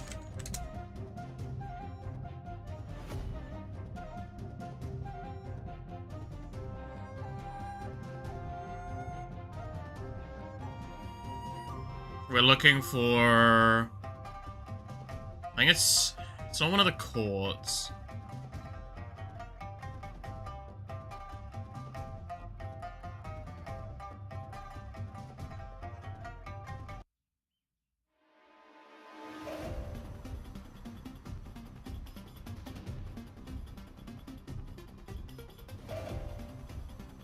I remember what it looks like.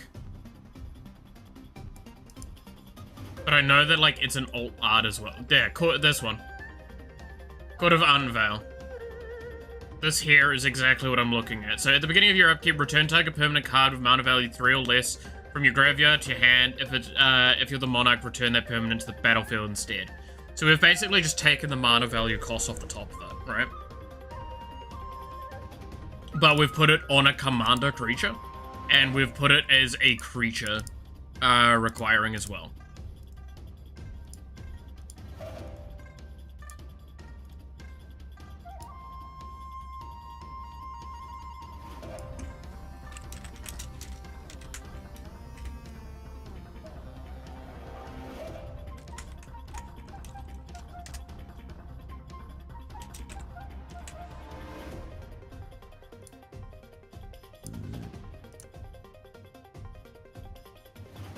Now, this kind of works with Iron Mouse based on some of the stuff that we've been given with her lore at this stage.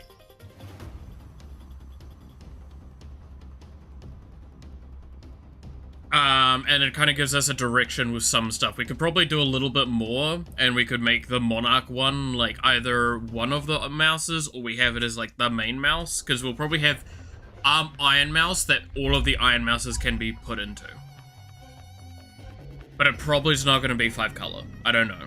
I doubt I'm going to do a 5-color for now. Transform, so we can have this be, it's probably going to be green-red energy coded.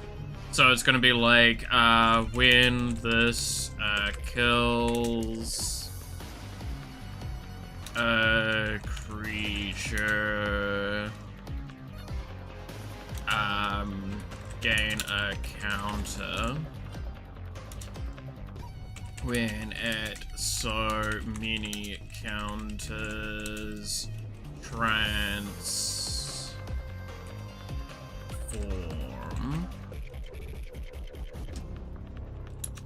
can no longer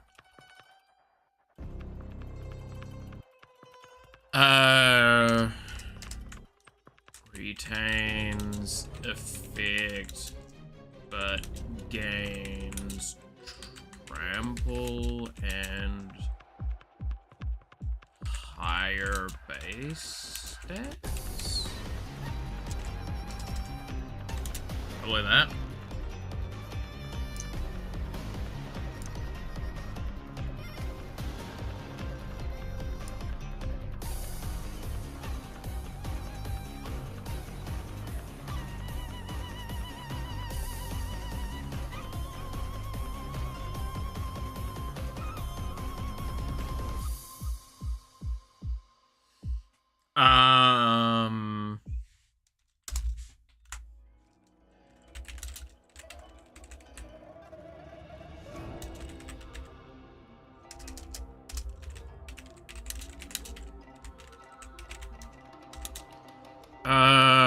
When this deals damage to a player, create a non-legend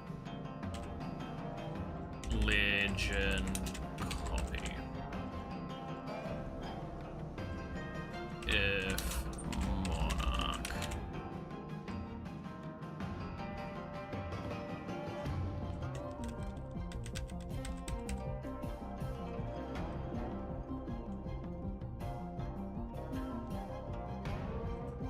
Four Cyber Commanders in a row? I feel like I know that card. Isn't that like a really high-end synchro summon one?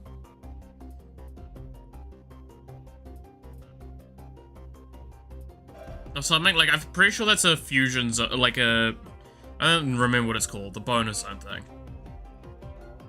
It's kind of the thing, and does nothing? Oh, okay, then it's not the one I'm thinking of. Gotta love textless cards.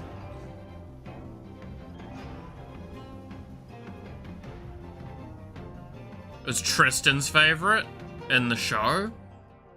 Oh, that's right. But that's because Tristan sucks. I think he... Doesn't he play like once or twice? I don't think he plays very often. And thank God for that, he's just terrible.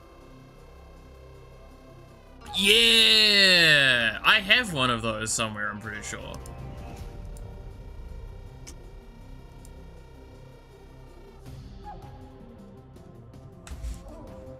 trying to remember if Tristan ever actually plays. I think he plays like one game.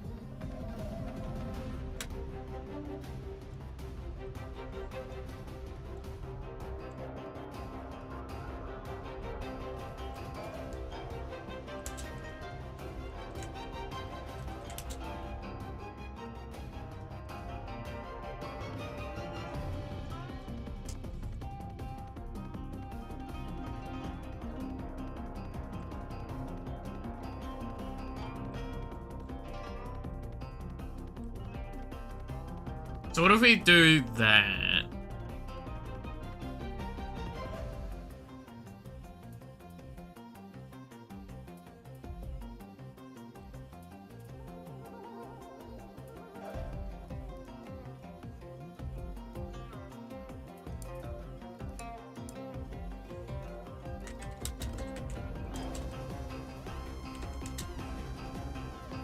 One duel that is before the holograms and is only partly on screen, and one or added to actual games and he loses both. Yeah, no shit.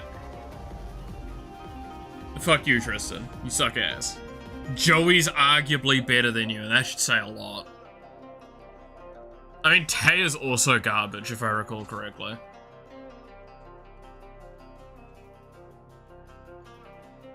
Like, Tristan and Taya are there. They are cheerleaders. They are nothing more. To be fair, my Valentine basically becomes a cheerleader as well. She sucks complete ass.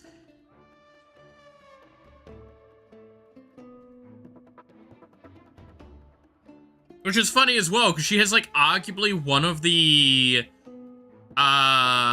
best decks, if I recall correctly. She just sucks.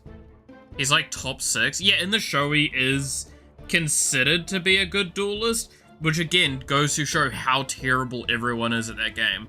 Like, you could take a average Yu-Gi-Oh player from our world, put them into that show, and they would completely kick ass. Especially with the fact that you can cheat like every other game. Like, imagine being able to do the bullshit we see in Yu-Gi-Oh! In our world, and also being allowed to cheat every once in a while. Like, legitimately, how would these people not run this fucking shit sideways? You can run goddamn Pot of Greed. These assholes would actually win all the fucking time.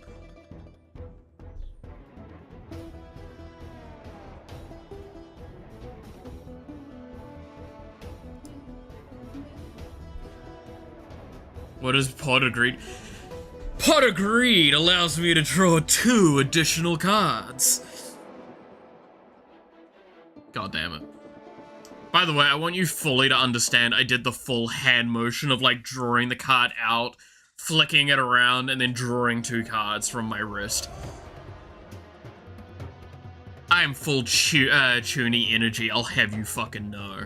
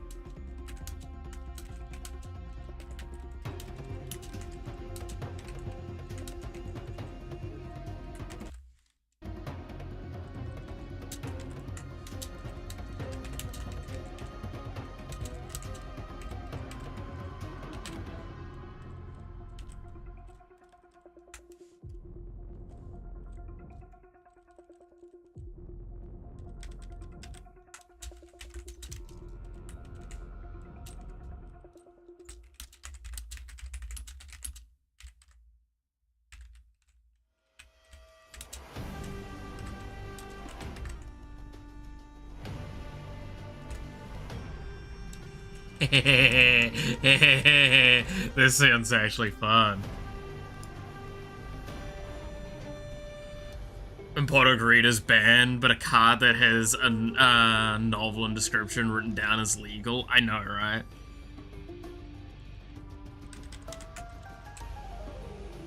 Okay.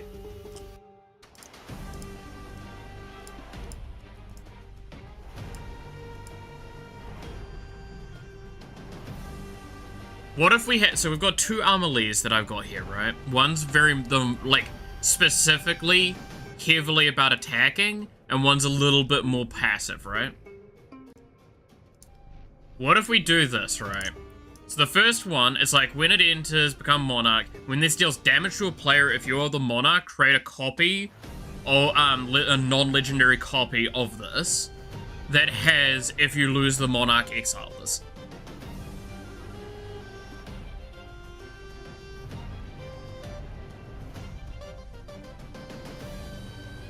Then, we have another one that's basically just, like, it'll probably also have you become the Monarch on entry, right?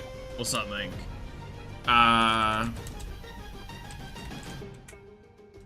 We'll just have become the Monarch. Right? On the end step, create a copy of target non-land permanent. Exile it at the start of your next end step if you aren't the Monarch.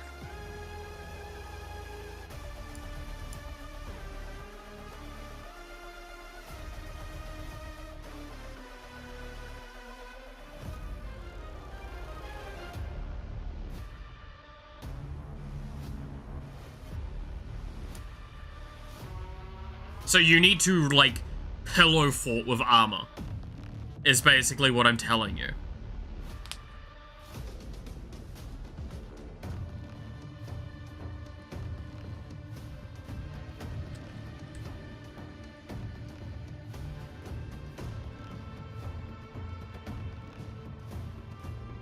So it's very much like, again, you might go like, how is this very... So this is very lore-orientated, but also, are you telling me it isn't super accurate that, like, oh, the moment something starts to go wrong, everything just cascades into being bad? It's like, you just lost your entire fucking board state all of a sudden.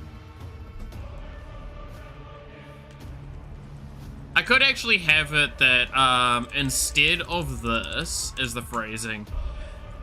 Copy of non-land permanent,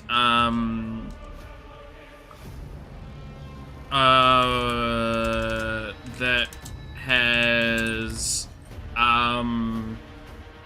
at the start of each end step, exile this if you are not the Monarch. So it's now like very much you lose so much if you lose Monarch.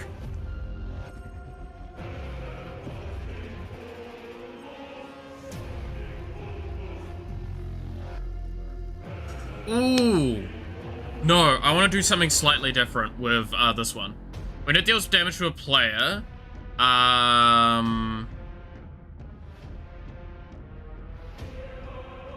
okay. When it deals damage to the player, if you are the Monarch, mill 5 cards. Then create a non-legendary token copy of target non-land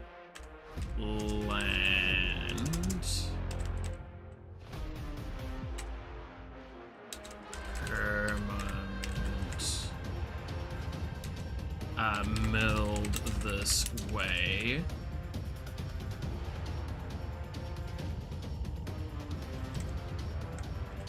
It has if you lose the Monarch, exile this.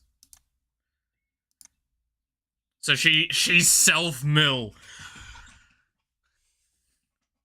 We've done it, boys! We fixed mill!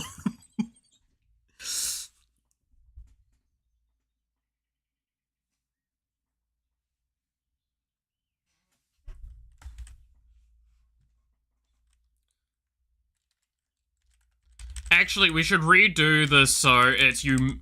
damage to a player, mill 5 cards. Then, if you are the Monarch, create a non-legendary token copy of target non-land permanent milled this way. So you have to mill if you swing with Monarch regardless. Keep in mind, by the way, because of the way this will be phrased, if you attack the person with Monarch, you will gain Monarch in response to the damage. So you would get Monarch back from someone if you swung with, and Monarch is swinging and deals damage, right? With, if armor swings. I actually kind of like this.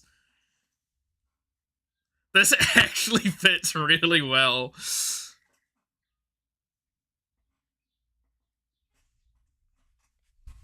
And it also means, by the way, because of the way we've done this, we're not exiling the card and we're not recursing the card. We're just making a token copy of something that got milled.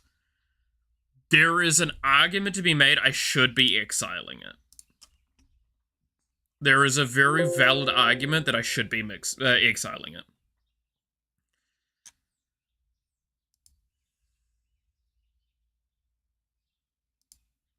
But it means that you only get enters effects, so you have to now be a little bit smarter about what you're getting out of this.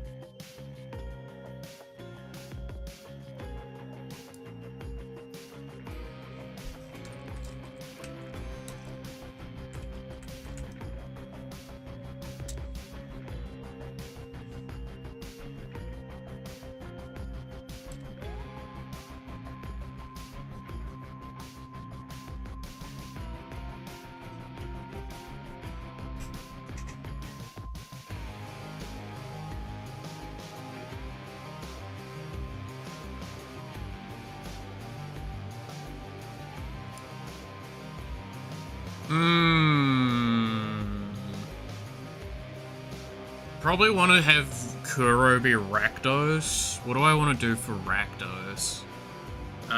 Probably gonna have, like, I don't know, and step, for each, opponent that lost, or each player that lost life this turn, create a 2/2 black zombie creature.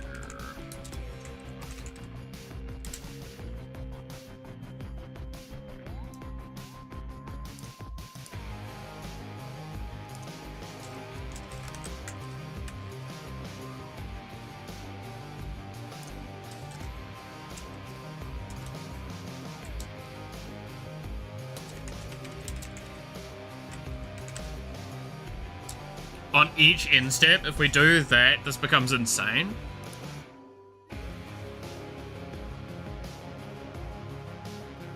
I actually like that. It's just like chaotic board state.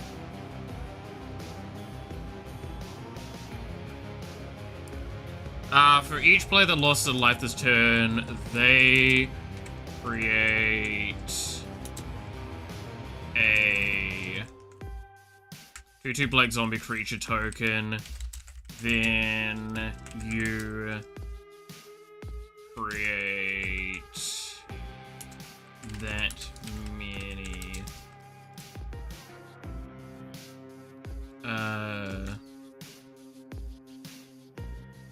as well. So this means that you could technically get, like, if every player lost life on a turn, including yourself, you get 5 tokens, everyone gets 1. So it's just really, like, weird group huggy. Well, it's more group slug energy. I kind of like that.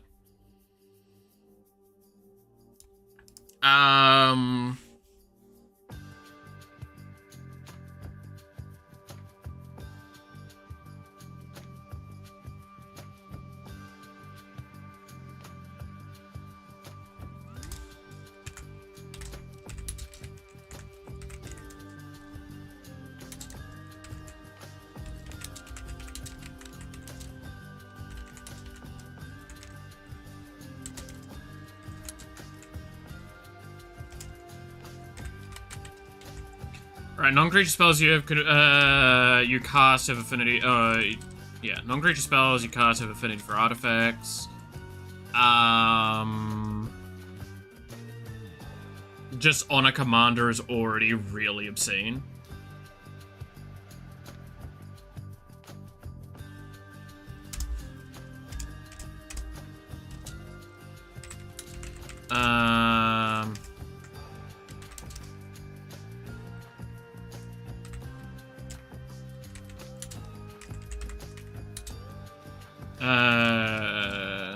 Artifact you control would be sent to the would die, technically is the term that they use.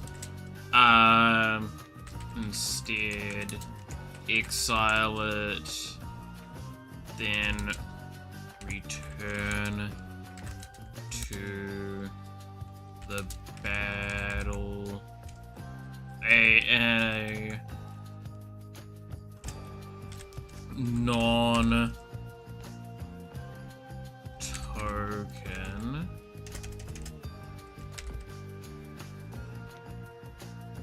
non-creature artifact would die. Instead exile it, then return it to the battlefield under its own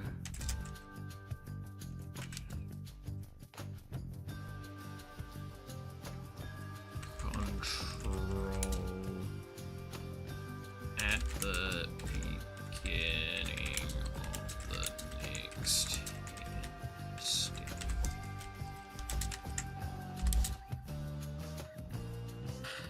She should probably steal artifacts.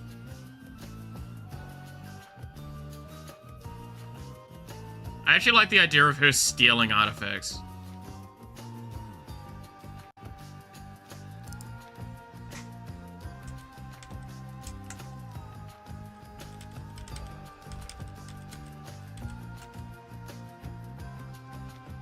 The non-token artifact would die. Instead, exile it and return it to the battlefield under your control at the beginning of the next end step with a finality counter. There we go. So,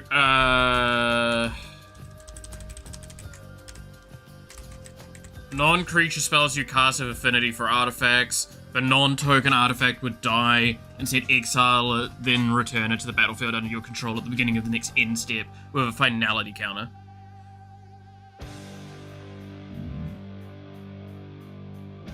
To explain all of what that fucking means to anyone that doesn't know Magic, So affinity for artifacts is basically the generic mana cost.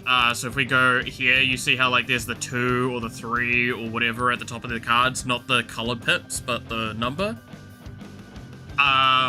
Those become cheaper for however, like that becomes 1 less for each artifact you control, up to obviously no more than like 0. Then if a non-token artifact would be sent to the graveyard, instead it comes under your control at the end step, at the beginning of the end step, and a finality counter means that if it would then die after that, it is instead sent to exile. So you do not get to keep like doing that infinitely, unless you eat the counters. I could make it under your control tapped at the beginning of the next end step of a finality counter, and that would be like super reserved way of doing this. I could probably remove the non-creature spells you cast, have affinity for artifacts, and this would probably be a lot more fine. Doing both of these together is a really scary thing.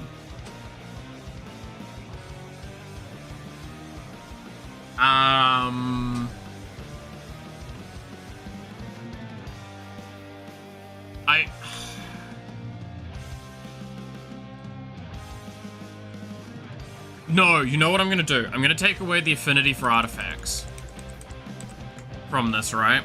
And then I'm going to make it, when an effect,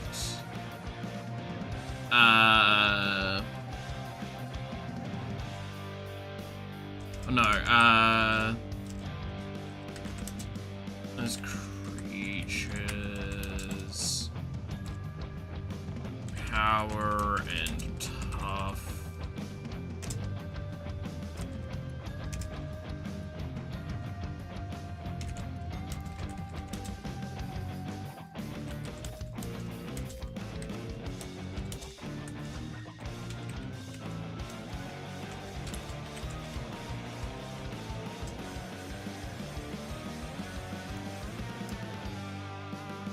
There we go. So instead of having the affinity thing, we're going to give it, this creature's power and toughness are equal to the number of artifacts you control. So this makes her potentially insanely big. Because we're going to also make her an artifact, obviously, right?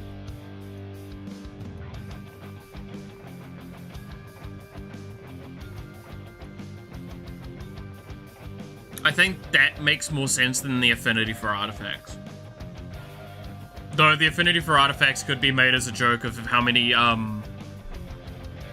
artifacts she may or may not have around her room. Yeah. But this also kind of lends to that however many artifacts are surrounding her, she becomes stronger. The yoga becomes more intense.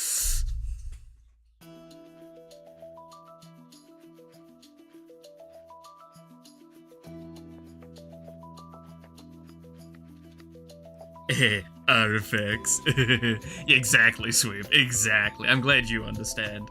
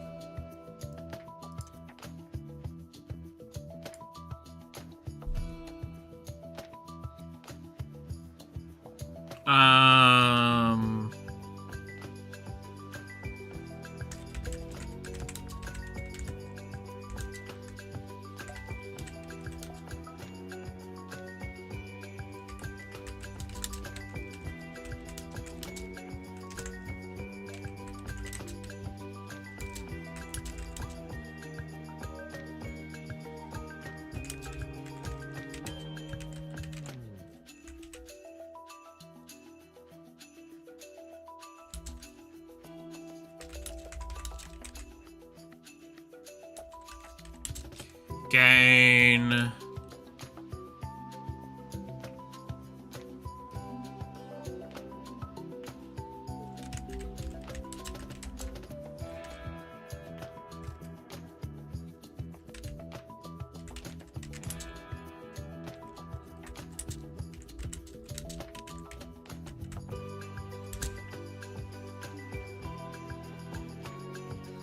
Whenever an opponent's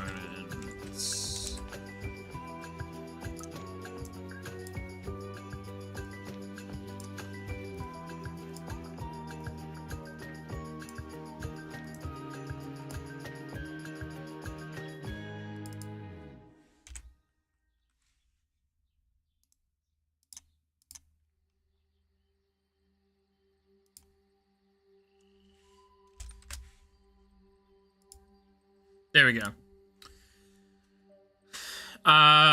So this makes fucking Matara spooky as shit, by the way.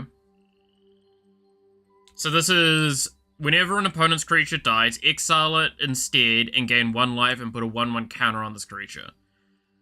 When this creature attacks, return a creature exiled by it to its owner's graveyard. If you do, gain trample and indestructible until end of turn. Or end of combat, sorry. So it's not favorable with multi-combat. I could honestly remove one of those keywords, and it would probably be a little less oppressive. But, like, we're probably gonna make this like a 5 or a 6 mana fucking commander. Probably 5 mana, and starts off as like a 2/2. It's probably gonna be Golgari as well.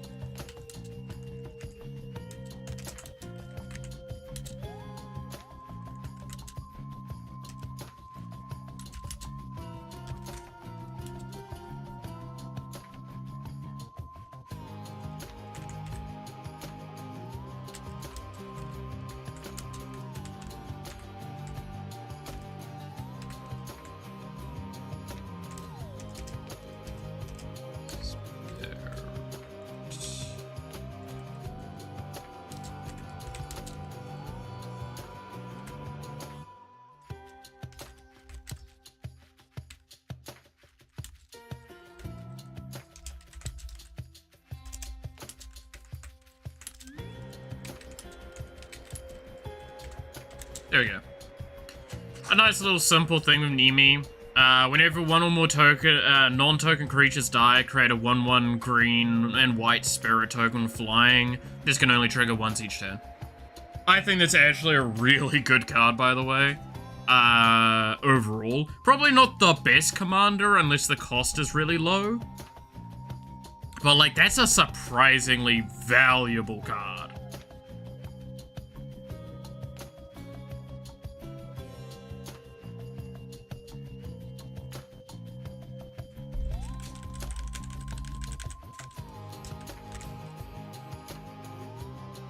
And that's a nice, simple thing.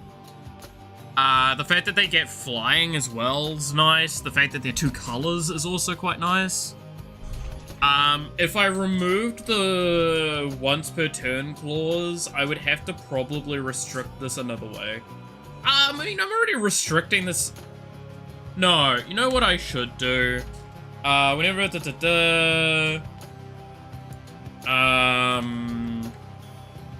so we're probably gonna make her green-white, right? So very much token gen. Probably counters as well. I could probably give her draw, honestly.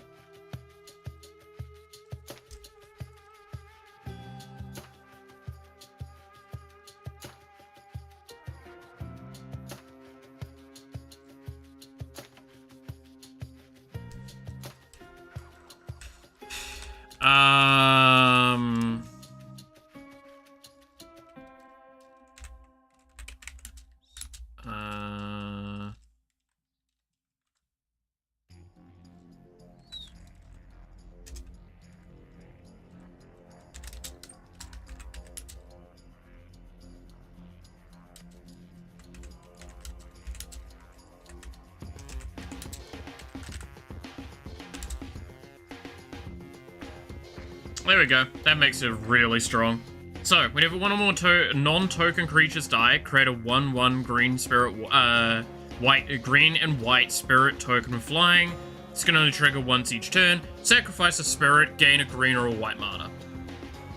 So it means that you can, like, basically just keep being pressure thing, entice people to kill each other. It'd be good.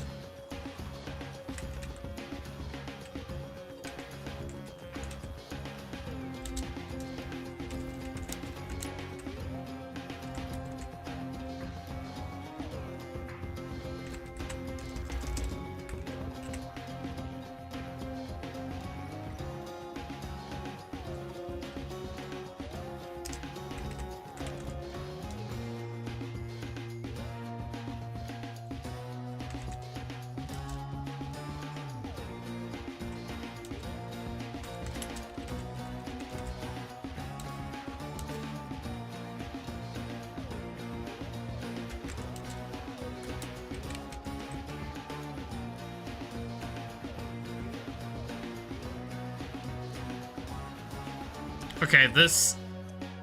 You know when you do an effect and you're like, I may have just made an effect that I didn't think would be too bad, started writing it, and I think now has become an OP effect? So... I limit Nimi to this only once per turn, right? This is a balance point.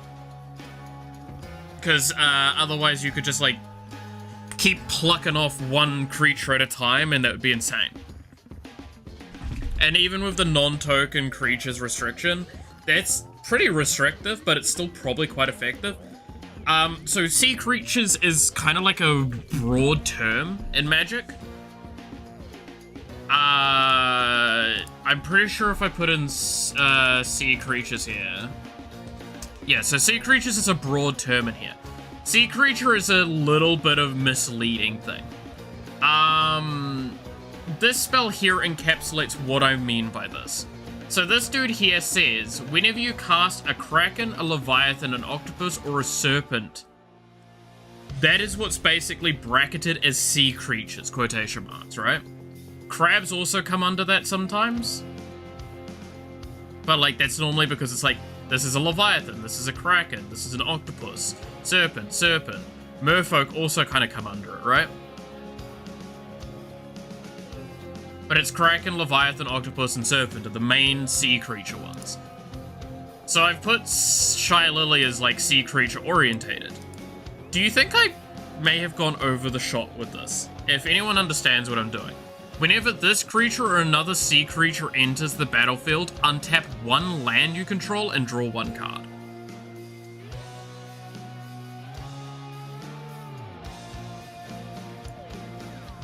Actually, I should have this, to one land you control and draw one card.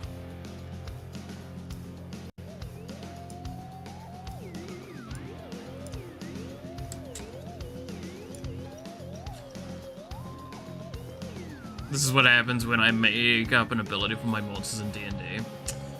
That's why I'm sitting there like, do I have to put a once per turn clause on that? Because, like, just as a really cementing point, sea monsters are, for the most part, like, 6 mana, right? Or 4 mana. Like, they're big fucking dudes. They're not cheap. So the idea is that I'm trying to reduce the overhead cost a little bit. I'm basically... It's like saying sea creatures cost 1 less mana, but also in a really intricate way. That means if you have a land that taps for more mana, it becomes better. And then you draw a card, which means that you could kind of instead go like Mirkwood Nexus energy, and go with super cheap shit and just shred your deck. But like I've just explained there already, there's a bit of loop, like there's some there's some hoops that you have to jump through. That's the word I'm looking for. Does sound like a dangerous one, but I wouldn't know about balancing. It's why I'm like, I don't think it's too far, but I think it could be too far.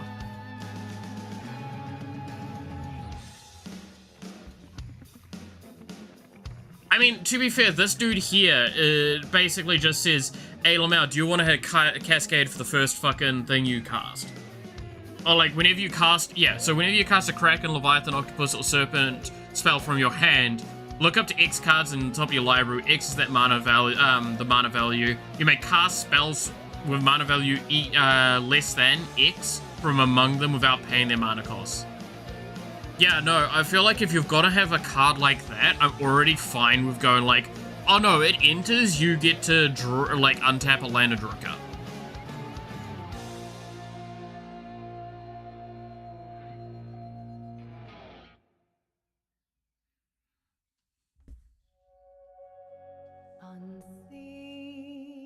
I think it's fine.